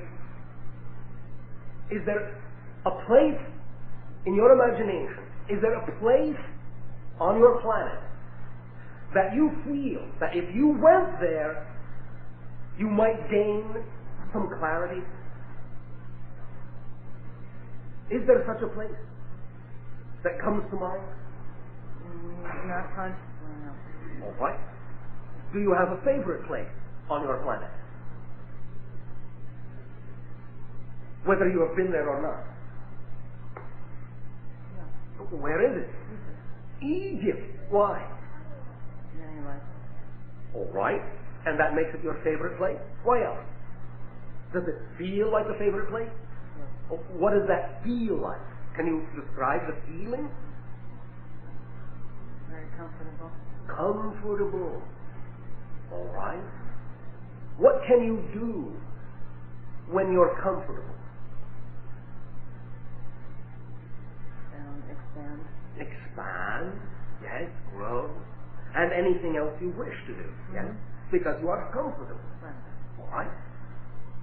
Either then, can you be in that place physically, or can you imagine you are in that place, or act out as if you are in that place strongly enough to create the atmosphere of that place so that you can be comfortable? Yes. Would you like to do that then? Yes. Then, for your birthday, I would suggest an Egyptian motif. Surround yourself with the things of home, or what you choose to prefer to feel at home to you, and let yourself soak in that atmosphere on your birthday. Perhaps from this point forward you can research and explore the things you would want to have to represent the Egyptian motif on your birthday, so that you can have them by then, and see if that does not help you with a transition, all right? Oh, thank you very much. Well, thank you. Oh, you are welcome. Happy birthday. Chef! How are things going, Bashar? Perfect. And you? Well, I thought you were going to say not as you expect. Well, they are not as you expect. Well, how can they be perfect? They are always perfect, especially if I do not expect them. Because every moment is perfect for what it is. Doesn't mean it won't change, but every moment is perfect for what it is. And the ones you do not expect are just as perfect as the ones you do. So it is perfect, and it is also not what I expect. Okay, congratulations. Thank you very much. And to you as well, congratulations. Thanks. You once commented that several people attending these sessions were going to live to be 200 or 300 years old. Yes. And that's still on track? Well, maybe, except for some people we know. Well, anyone in mind in particular? Well, what I want to know is what's the main thing we have to cross for all of us to believe that? Because people, when you tell them you're going to live to be 300, they don't. I said some may. They have a good opportunity to learn to be childlike enough so that they cease to age at a certain point. And that is what you must cross. And it does not have to be everybody. It can just be you. It can just be a single individual. It can be a group. It can be all of you. It is up to you individually and as a collective. But the idea, as you put it, to cross, is to learn to be childlike. Is to learn to live in the now. Because the more you live in the now, then the less time you create, and the less time you experience, and the less time will age you. You understand? Well, it's sort of, kind of. Yeah, because it's not hard to envision the people you know around you. Why do you have to? Well, because they're there and you're dealing with them on a day-to-day basis. Yes, and so? Well, they're not going to accept. They're not going to accept that you're 300 years old. Or Why not? And what if they don't? So what? Well, they'll be dead by then. Well, all right. But what has that got to do with you being 300 years old and them accepting it? Well, it just needs to be tangible. It needs to be more tangible. What needs to be more tangible? What you boil it back to is basically doing what excites you and seeing, and that will lead you to being childlike. Yes, and will create an agelessness within you. And if there is a purpose in doing so, you will then allow yourself to exist in a more eternal now, and you will experience what colloquially would be perceived as a longer time span. Although that's not exactly what's happening, because time is your illusion. The idea is more as if you are, well, again, this is also perhaps a colloquialism and a limitation of the language, but it is more like you are skipping over moments. You are not experiencing as many time moments. You are removing yourself and reinserting yourself at different places in time that to everyone else still lodged in time makes it seem as if you have lived longer than the normal time span, but you really haven't per se. You have experienced eternalness, the idea of the suspension or the dissolution of time, and you have accomplished more within the eternal now, because when you are not guided by time, you can accomplish all things simultaneously, or more simultaneously than you used to. But the effect can still be as if you look the same and you are 300 years old, and someone might comment on that, and that is all right if they do. They do not have to believe it for it to be true for you and experienced for you. Your experience of living longer in no way, shape, or form is hinged on someone else's acceptance that that can be so. It is only hinged on your acceptance that that can be so and is proper for you. You understand? So it might be perceived as those around you as sorcery. Oh, it can be perceived that way, yes, if they choose to put that nomenclature on it. You can also find that individuals around you may not perceive it at all. They simply may not perceive it. They may actually be so opposed to perceiving something like that they might actually perceive you aging when you do not perceive yourself to be aging. Only because that is the only rational thing they can understand. They might actually go so far, if their belief system is strong enough, to create whatever version of you they need to, all the way up to the point of death, so they can mourn at your funeral and everything will be proper and right, while you, on the other hand, will be invisible to them and will go on your way. You understand? You really create your own reality, literally. Now, what I am suggesting is that because your society is learning to expand its understanding of consciousness, there are more opportunities and more likelihood that individuals will at least begin to accept that it might be possible that you could live that long, and they will not have to deny it to the point where they only see the aging and dying you instead of seeing the you prefer to be. But it does not seem like such a great mystery to me, nor does it really seem so incomprehensible that some individuals, the ones that need to be in your reality, will be in your reality. The ones who will confirm your longer lifespan will be the ones who attract themselves to your reality to confirm it, and the ones who wouldn't be able to confirm it will probably no longer be in your life. Do you understand what I am saying? Yeah. Is this addressing the issue you wish to address? Yeah, it's nice. Oh, thank you very much for your sharing. Thank you. I will see you in 300 years. Sharing! Hi, Bashar. And to you, good day. I'd like to talk about ETs. ETs. All right. I've had a wonderful time channeling people from other planets. Yes, so have I. But there's a part of me... and there's a part of you. Oh, right. And there's a part of me... Yes. ...that is a little seed of fear. A little seed of fear. All right. How exciting. Yes? That doesn't want to meet them face to face physically. All right, all right. Why? Because we are horrible bug-eyed monsters? I think the little kid inside me still believes that. Oh, all right. Actually, what you are afraid to face is your total self. The total self that will be, shall we say, exposed to you through exposure directly to our vibration. You understand? Yeah. Our vibration, and again, this is not to put you down or make you less, But our vibration, in that we are more integrated, is higher than yours and might be overwhelming to yours to the point that if you were exposed to our vibration, it might force your vibration into a more integrated state before you're ready to look at some of the things that you have denied within yourself. Does not mean that they are any great and fearful and powerful things that really have that much power and negativity. It simply means that your own doubts are magnified by the type of vibration that we present to you. You understand? Uh-huh. So the fear is really about seeing your total self, not really about seeing us. Just the reflection that you're uncertain you will see coming back to you.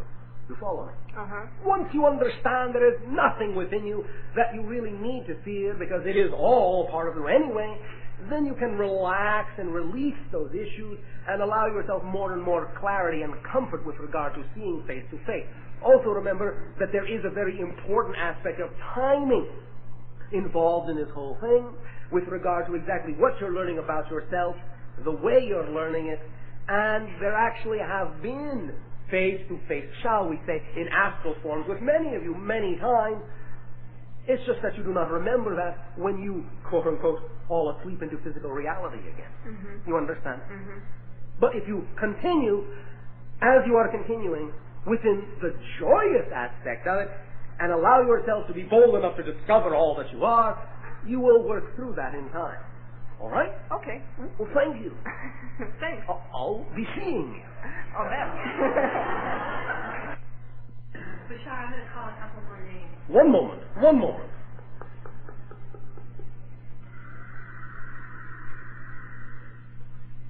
All right, two, and that is it. Bob Young and Ted Allen.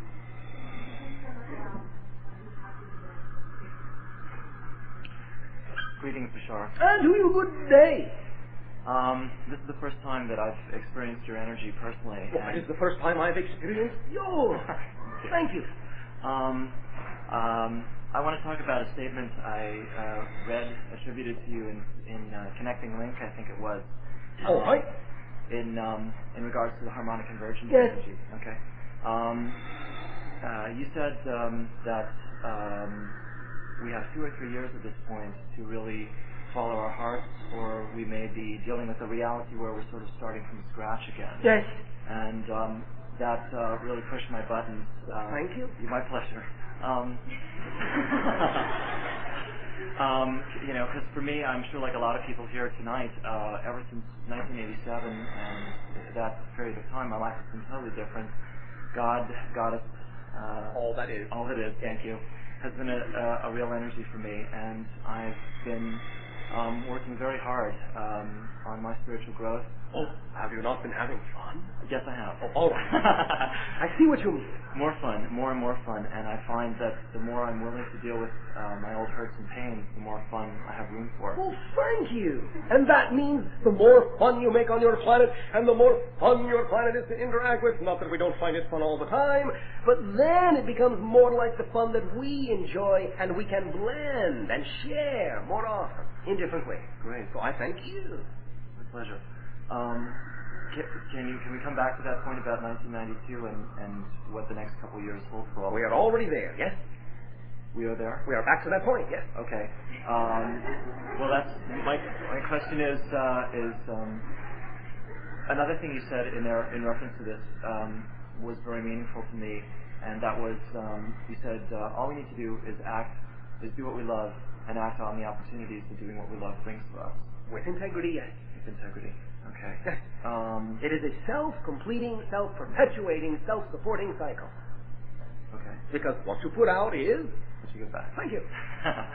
Can you talk a little bit about emotion in terms of that? Because that's been my biggest challenge. All right. Okay. Well, listen to the word once again. Motion, motion, motion. It is the engine, the driving activator that takes the blueprint of your belief and renders it into the manifestation of your thoughts and patterns of manifestation. Emotion. That is why when you have great excitement, that's why things manifest very quickly. When you have strong fear, that's why that manifests very quickly. Stronger the emotion, the more realization can go into the belief. You understand? Yes. So that is primarily what emotion is for. It is so that you have an activator that allows you to consider many possibilities, but not manifest them all until you decide to put the emotion behind it. And if you put the fear behind it, then you are manifesting your doubts and negative beliefs. And if you put the joy behind it, you're manifesting the positive beliefs. And you understand the notion, faith, the trust. You understand? Yes. You understand that? Yes, I do. Does that help? It does. All right. Still a little piece here that I'd like to hold on to. Thank you. Thank you very much. Don't want to lose that little piece. No. I guess in terms of, I'm an actor and a musician, and I'm working on channeling.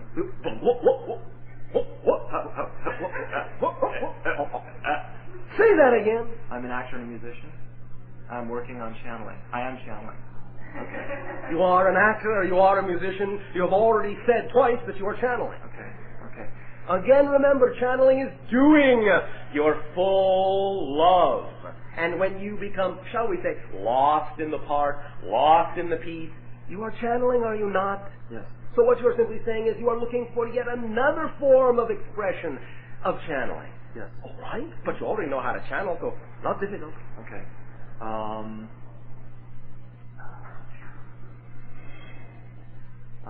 Vulnerability seems to be a really difficult issue for me and for a lot of people. Difficult how? Frightening. I think I and a lot of human beings fear being misunderstood and judged, and yet I do keep on experiencing that it's just my own judgments coming back at me. And you understand that vulnerability is strength, yes? Yes. Because you are willing to be open to the universe and therefore supported by the totality. Yeah. All right. Vulnerability is trust. But again, it is not trust that you're not already doing.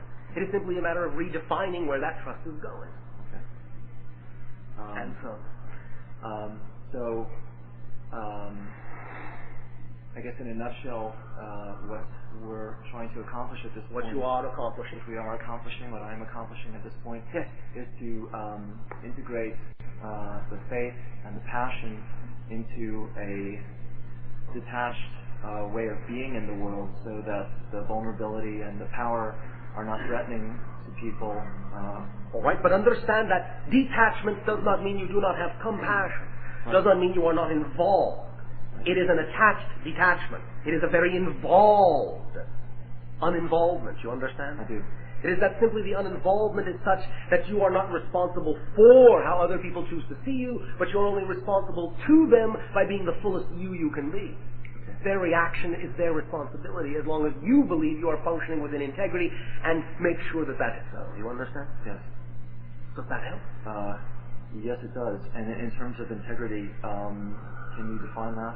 Well, again, simply allowing yourself to function as a whole idea, to examine your beliefs, to know that you are doing, in your terms, the best that you can, that you are not harboring conscious intention to harm, that you have reviewed your impact, and you have found that you are being responsible to them and for yourself, for all your actions. You understand? Mm-hmm.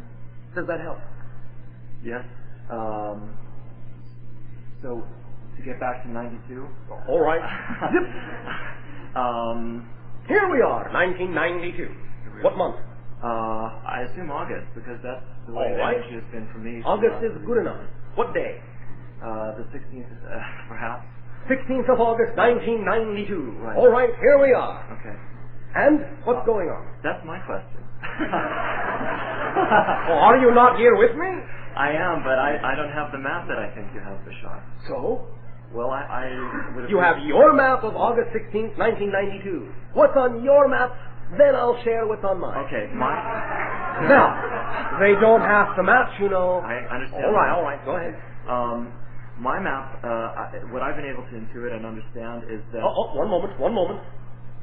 You're removing yourself. Okay. You are August 16th, 1992. Okay. You don't have to intuit anything. Okay. Look around. All right. You're there. You're here. Well, I'm here, and so I'm... What's happening? What's happening is... Yes, right now. You are the news program of August 16th, 1992. What's happening? I think I would say time... You would say... I'm saying time Yes. stops today. Time stops today. And people who have opened their hearts to a good level got zapped, and their reality changed, and they became better able to channel light onto the planet for people who are still evolving and opening up. How exciting! How exciting! What will be the result of that ability, that new ability, that change? I imagine tremendously accelerated spiritual healing for all of us. Oh, all right, and for the planet as well. Absolutely, for the Earth. All right, what else is going on today? I think that I see us having more interaction with ET consciousness, with other non-physical entities, with other time and space possibilities that are outside of where we've been previous to 92. Yes, and on my map of 1993, we find that there is the best possibility of blatant extraterrestrial revelation to your world. Okay. And stepping back into 1992, I see on my map there will be a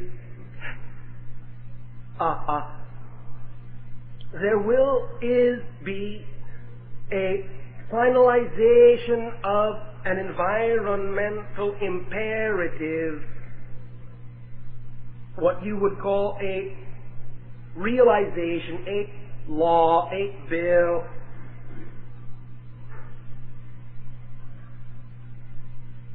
that will be enacted as individuals finally react to an environmental death in a specific area of Earth. I was heavily edited in being allowed to say that, and the time spent in what you perceive perhaps to be silence was a very involved discussion with many other beings about what could be said without interfering in your society's chosen path. You understand? Yes.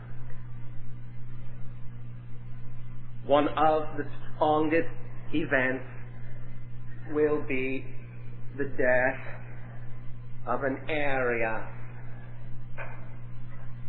of a system on your planet that finally will open eyes.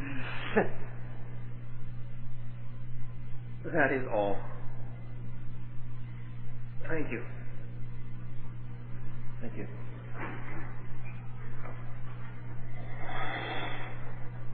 Hello, Bashar. And you, good day. First, I'd like to congratulate you. And you as well. Thank you very much. 4 years ago, I listened to your channeling, and you predicted or described the tremendous changes to be made on our Earth in the next few years. We prefer described, as prediction is not something set in stone. Right. Well, this has come about in several different ways in the last year and a half, and I'm sure you're well aware of the changes in the attitudes of some of the people throughout the world. Yes. Some of the ideologies, Yes. communism and so forth, falling apart, the Berlin Wall coming down. All of those might not have been predicted, but they were always described as some big changes. So I want to congratulate you for... I wish to congratulate you. It is your planet. I didn't bring down the wall. Oh, yes, you did. Well, you're here, too. It must be your planet, too. It is, in a sense, but you are more immediately in it. Right. Okay, this brings me to my question. Yes. In the last, lately I've become involved in 3 different programs that have to do with the environment and that type of thing. And I want to get your I guess I want you to validate my excitement. I cannot. Well, I can comment on it. I can enjoy it, but I cannot validate it. okay, well, that's what I was looking for, as validation. Oh, well, then give it to yourself. And you shall have it. Okay. Are you validated? Yeah. Thank you. It's better when it comes from you, though. Oh, why? I don't know. It can't be. It can only come from you. It cannot come from me. So how can it be better if it comes from me? Aren't we one? We are one. I can validate the one I know I am, but you must concurrently validate the one you know you are. Okay, I shall do that. Oh, thank you very much. Okay, but these devices are things where to help the environment along the way, and I just wanted to know if you had a feeling or a description of how it might turn out for me. Can you define very quickly, very briefly, the idea of device? Yes, one of them is a device that through magnetic fields will condition water and other fluids. This device perhaps should take the form of what you would call a rod. Can be inserted in water, can be inserted in ground. There is a certain configuration and a certain elemental construction that will attract what you may call the beneficial levels of the electromagnetic spectrum, revitalizing, altering the molecular structure of the water, the molecular structure of the earth in beneficial ways. It should take the form of a rod that can be penetrated into the ground or can be set in the water in that way, one end having a point, one end having a base to rest upon. When in the water, rest it on the base. When in the ground, push it in through the point. Actually, the one I'm thinking about has been devised to clamp around the water pipe. That can be a variation. What we are seeing, however, in this sense will be stronger as an attractant by acting as an antenna in a specific wavelength. It is not much bigger around than what you might call 3/4 of an inch to an inch. 3/4 of an inch might be more precise in your terms of counting. It is of what you may call a lustery gray material, a type of metal, a type of plastic. It has that look on the outside, might be similar in weight and substance to what you would call aluminum and contain a great deal of that element, although there might be some other elements also involved in the alloy.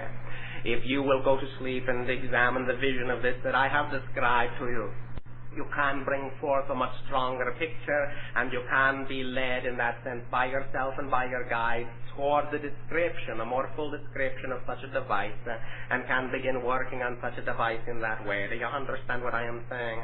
I understand what you're saying. Thank you. That will do be not all. understand its application, however. That will be all. All right. You will understand in the dreams and in the visions you will be given. All right? Thank you. We will work with you. Thank you very much. Okay, thanks. I'm sharing. Good evening, Bashar. And to you good day. My question is... One moment. I do not mean to interrupt you.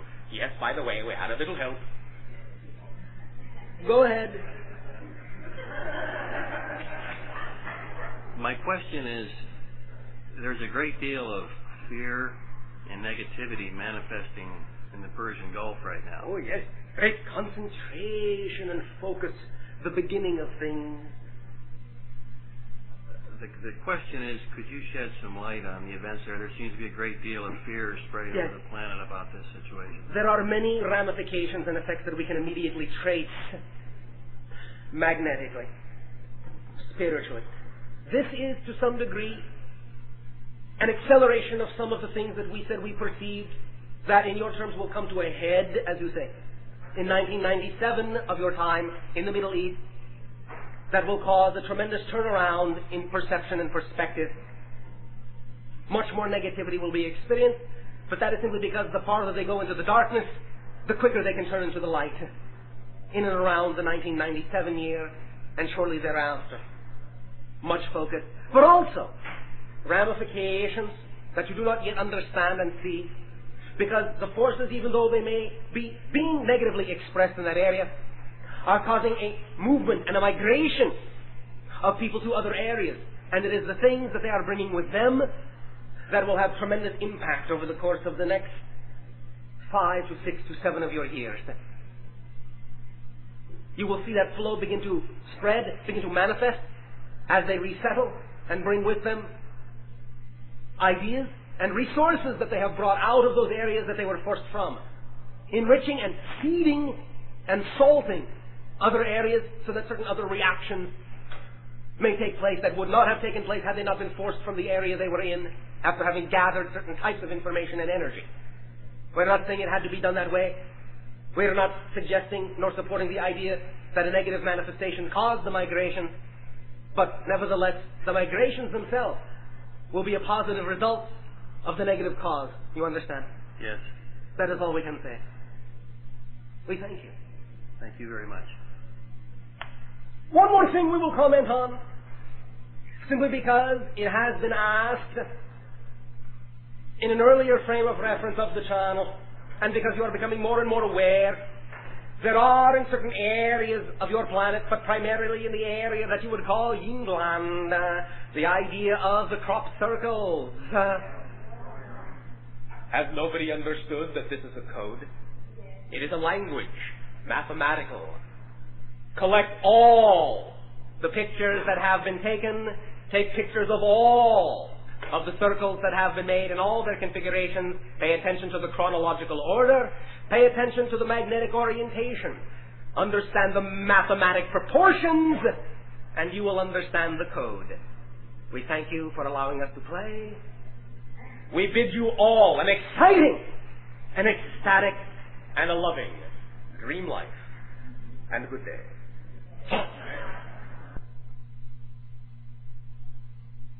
And because you are doing it for the purpose of creating a link or a bridge between the two parallel realities, you'll be able to transfer all that information back to this reality for whatever purpose you are focusing on in terms of applying that information. Does that make sense to you? Yes, it does.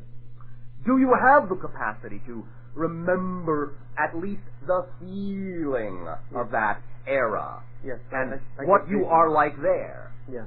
All right. I get, sometimes during my dream time, I experience life there. All right. Then again, understand you have the ability to access the information, but just don't put the expectation that it's going to translate in the way you think it must. Okay. Just know that you have the information, and then as we have indicated already in the outline that we have suggested, once you simply feel the state and have created the intention and the focus and the belief and the vision, then just let go. Let go. Drop all expectation for how it has to manifest, and then just go on with what actions you can go on with, and you will see that the knowledge will instinctively be there, even though it may not be there in the way you thought it would be. Okay. Does that help you? Yes, it does. Why, thank you. Thank you.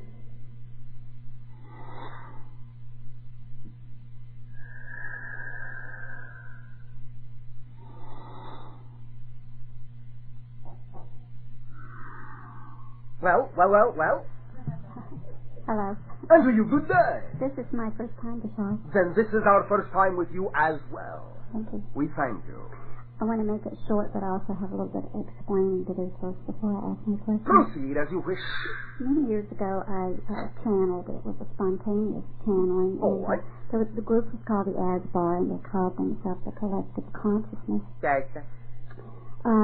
After many years of channeling, I decided to quit because I wanted to know that I could walk and talk the message that they gave. All right. And be aware of what was happening. All right. If that is the way that you believed it was best for you, that is fine. It doesn't mean you necessarily have to stop doing that. You could have done it in concert, but if this is your choice, so be it. I have been working in the field for many years. Anyway, which field is that? The field as a counselor, right. psychic. All right. And I also, in my big body, am a coder, a light coder. Big body? Yes, I call it my big body. Oh, all right. You're another big dimension. Body. Yes. And your do total telepathic self. coding. Yes. Recently, about 8 months ago, I began to wake up in the middle of the night with my hands moving very swiftly and the sense of a light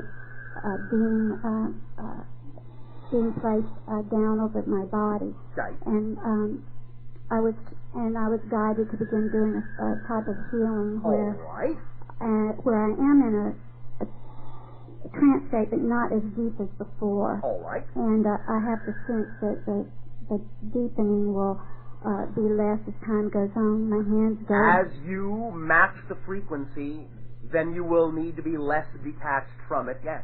Right. Anyway, I was told that these were the galactic healers that were coming to arc the light body. This is, in a sense, a euphemistic interpretation, but it will do as good as any. Right. And that as time goes on, I will be given more information. Of course.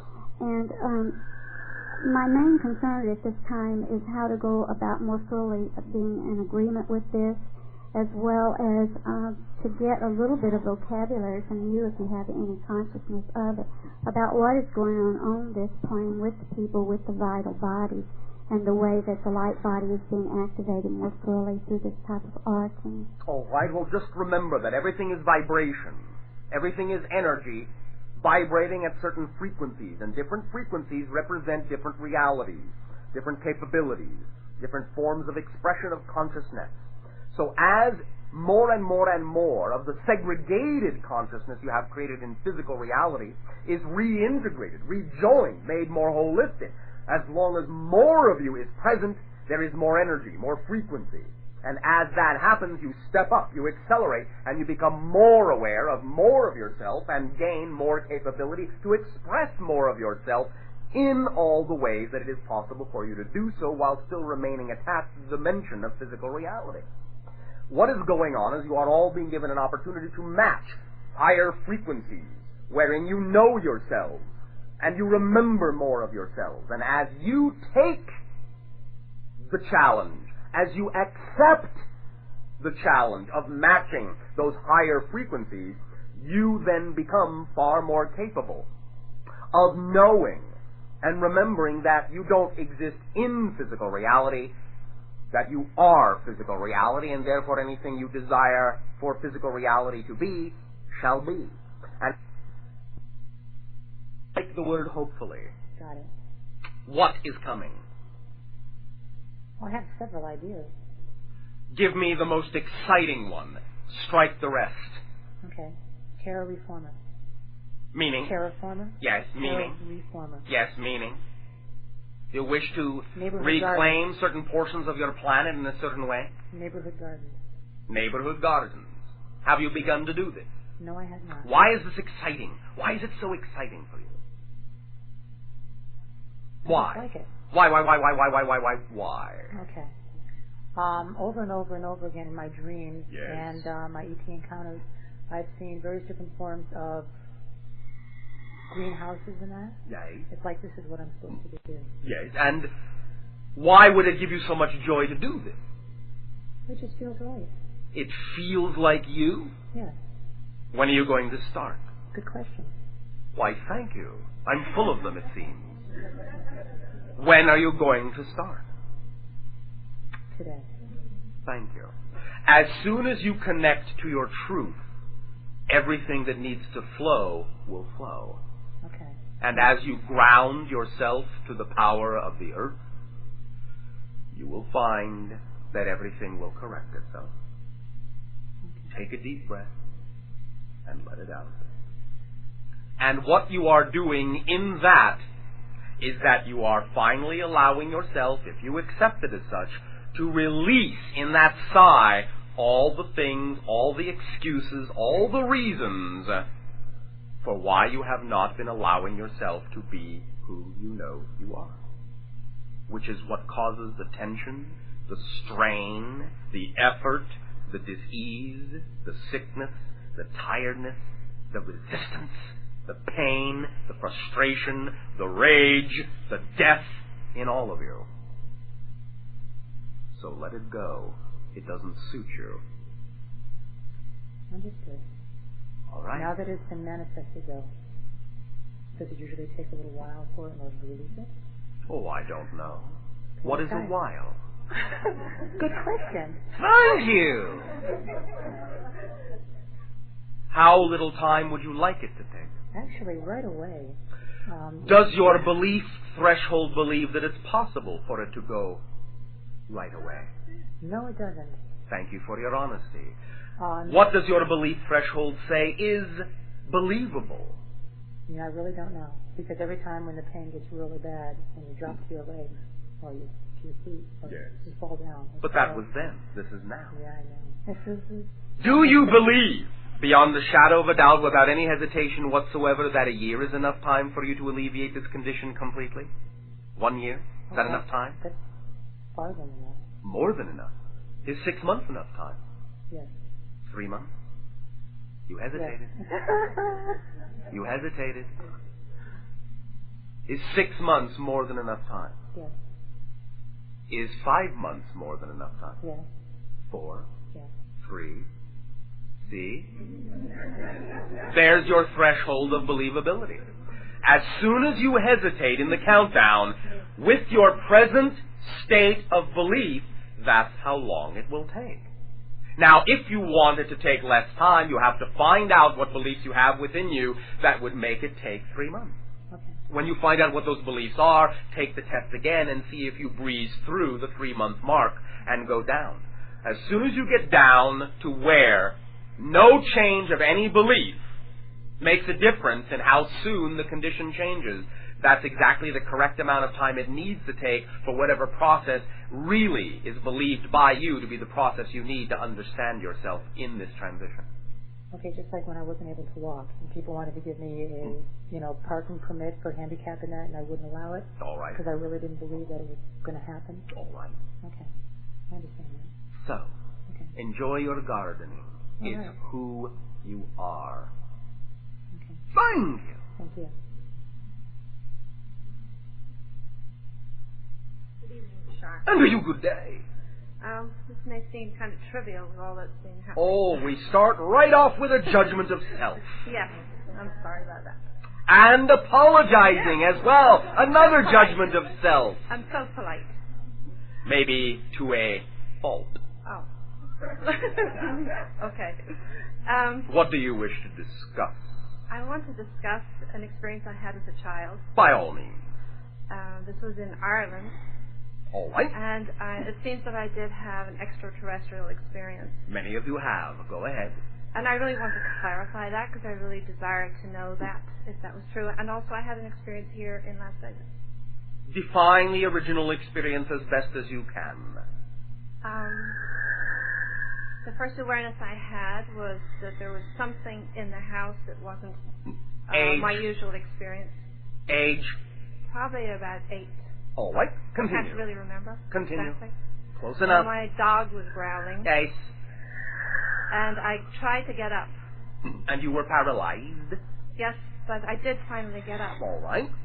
And I went out. It was a 2-story house, and I went out into the passageway. Yes. And I saw something walking up the stairs. And what did it look like? Well, we have a sherry in England and Ireland called Sandyman sherry. So Define sherry. It's a drink. Understood. And it's like a cloaked figure with a large hat.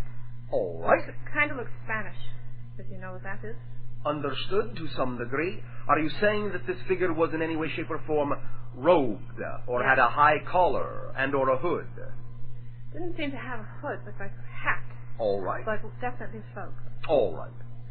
So I saw this figure, and I managed to get into my parents' room. Yes. And at that point, everything, my parents seemed to take over, and everything was fine. But it felt very paralyzing. It felt very frightening at the time. All right. This is a typical symptomology of an interaction with the typical type of species that most of your society is interacting with. You have euphemistically labeled most of them greys. Oh, okay. Continue. I have read the book that Darrell has wrote about you, and I saw a lot of things in there. And the paralysis has hit me many times. Yes, this again is common for these encounters for many people on your planet. So what is the purpose of the encounters? I read the book, but I still want to know. We cannot give you the entire agenda. I want the entire. You can't have it yet. Not Why from not? us. Oh. From you can get it. All right, in the book you say that we are your ancestors. There is a hybridization program taking place for the creation of a species, one offshoot of which turns into my civilization, yes. Okay. It is one of the agendas. Another of the agendas is that your human species has attached itself psychically to their agenda because you know that what they are will force you to look at the things that you have suppressed within your consciousness, bring them to the surface to face your fears, which will allow your species to finally reintegrate itself in a holistic manner. That's another aspect of the agenda. That sounds good. All right. In other words, what a lot of people are experiencing an increase of their vibration, acceleration of their vibration. Okay. Such as when they're channeling, and some people I've seen them almost like they're in pain. Their bodies jerk and. Right. Right. Is this them experiencing the higher vibration? Sometimes. You must understand also what is going on is that you have what you would call a collective idea of reality. Yes? Mm-hmm. The alien species that your civilization is dealing with, as with any civilization, has its own idea of collective reality. You understand that? Yes, I do. You understand that both realities are real? Of course. All right. When one reality begins to interact with a dissimilar total universal reality, the universal reality of the higher vibration tends to overwhelm, shall we say, the universal reality of a lower frequency. Okay. And in so doing, the beings that inhabit, so to speak, the universal reality of the lower frequency tend to see this as invasive and annihilative, that their reality is being forced to dissolve, so that what kicks in is your ego structure self-defense survival mechanism, because it thinks that in interacting with these beings, it is being destroyed, annihilated, ceasing to exist, and you go into survival fear. So that's why we experience pain sometimes? Sometimes. Sometimes it is also because there are manipulations that take place physiologically that actually cause the sensation of physical pain in your body. In much the same way as there are things that your species does to what you call the animal consciousness on your planet that you think you are doing for very valid means, but nevertheless causes them extreme pain, and many of you don't think that that's what's happening. So, you must understand that many factors, many factions of the extraterrestrial species that is dealing with you have an agenda that they think is important. And you must understand that in many ways they do not understand how to relate to your emotionality and to the way that you humans feel. And therefore what they are doing is simply being done out of expediency, and in that it may cause sometimes some physiological painful reactions, it is not really their concern because they cannot relate to it. I understand that. That would make sense. Does this address the situation sufficiently for you? At this time. Why, thank you. Thank you very much. Sweet dreams. Good day, Bashar. And to you good day. Has the sun risen there yet? Not where I am in my ship. Oh, I see. You're closer to Earth? No, I am over my world, but I am simply on the night side. Oh, I see. Okay. Is that so unusual? No, I just wondered because the last time you said... yes, I understand. One moment, please. I saw the sunrise, yes. I just thought it would be about this time, and I didn't take... It is not sequential from your reality to mine in the same way. Oh, well, that I understand. All right. And besides which, just simplistically, my ship could be in a different position, even if it were. True, yes. So I thank you. Yes. Very good.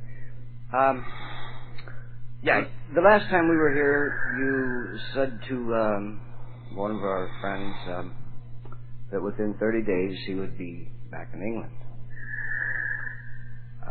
He doubted that at the time. Oh, what? And he said he talked to you about the crop circles, and you agreed, yes, you will probably go. And then the word Tibet came up, and he said, I can't see myself going there. Well, to make a long story short, to the day, the 15th to the 15th, he flew out to England. Thank you. Well, your probability is 100% most of the time. It is simply that we sense that the event that was being created by that individual had so much momentum behind it that regardless of what his ego structure thought would happen, his higher self had piled too much inertia for the ego structure to prevent it. Okay. Well, I told him it's going to be interesting to see how it works out. Okay. At any rate, he called me last night, and he asked me, he made an inquiry about your phone number. Yes. And he said, listen, he says, I see the triangle, I see the blue light. Yes. One moment.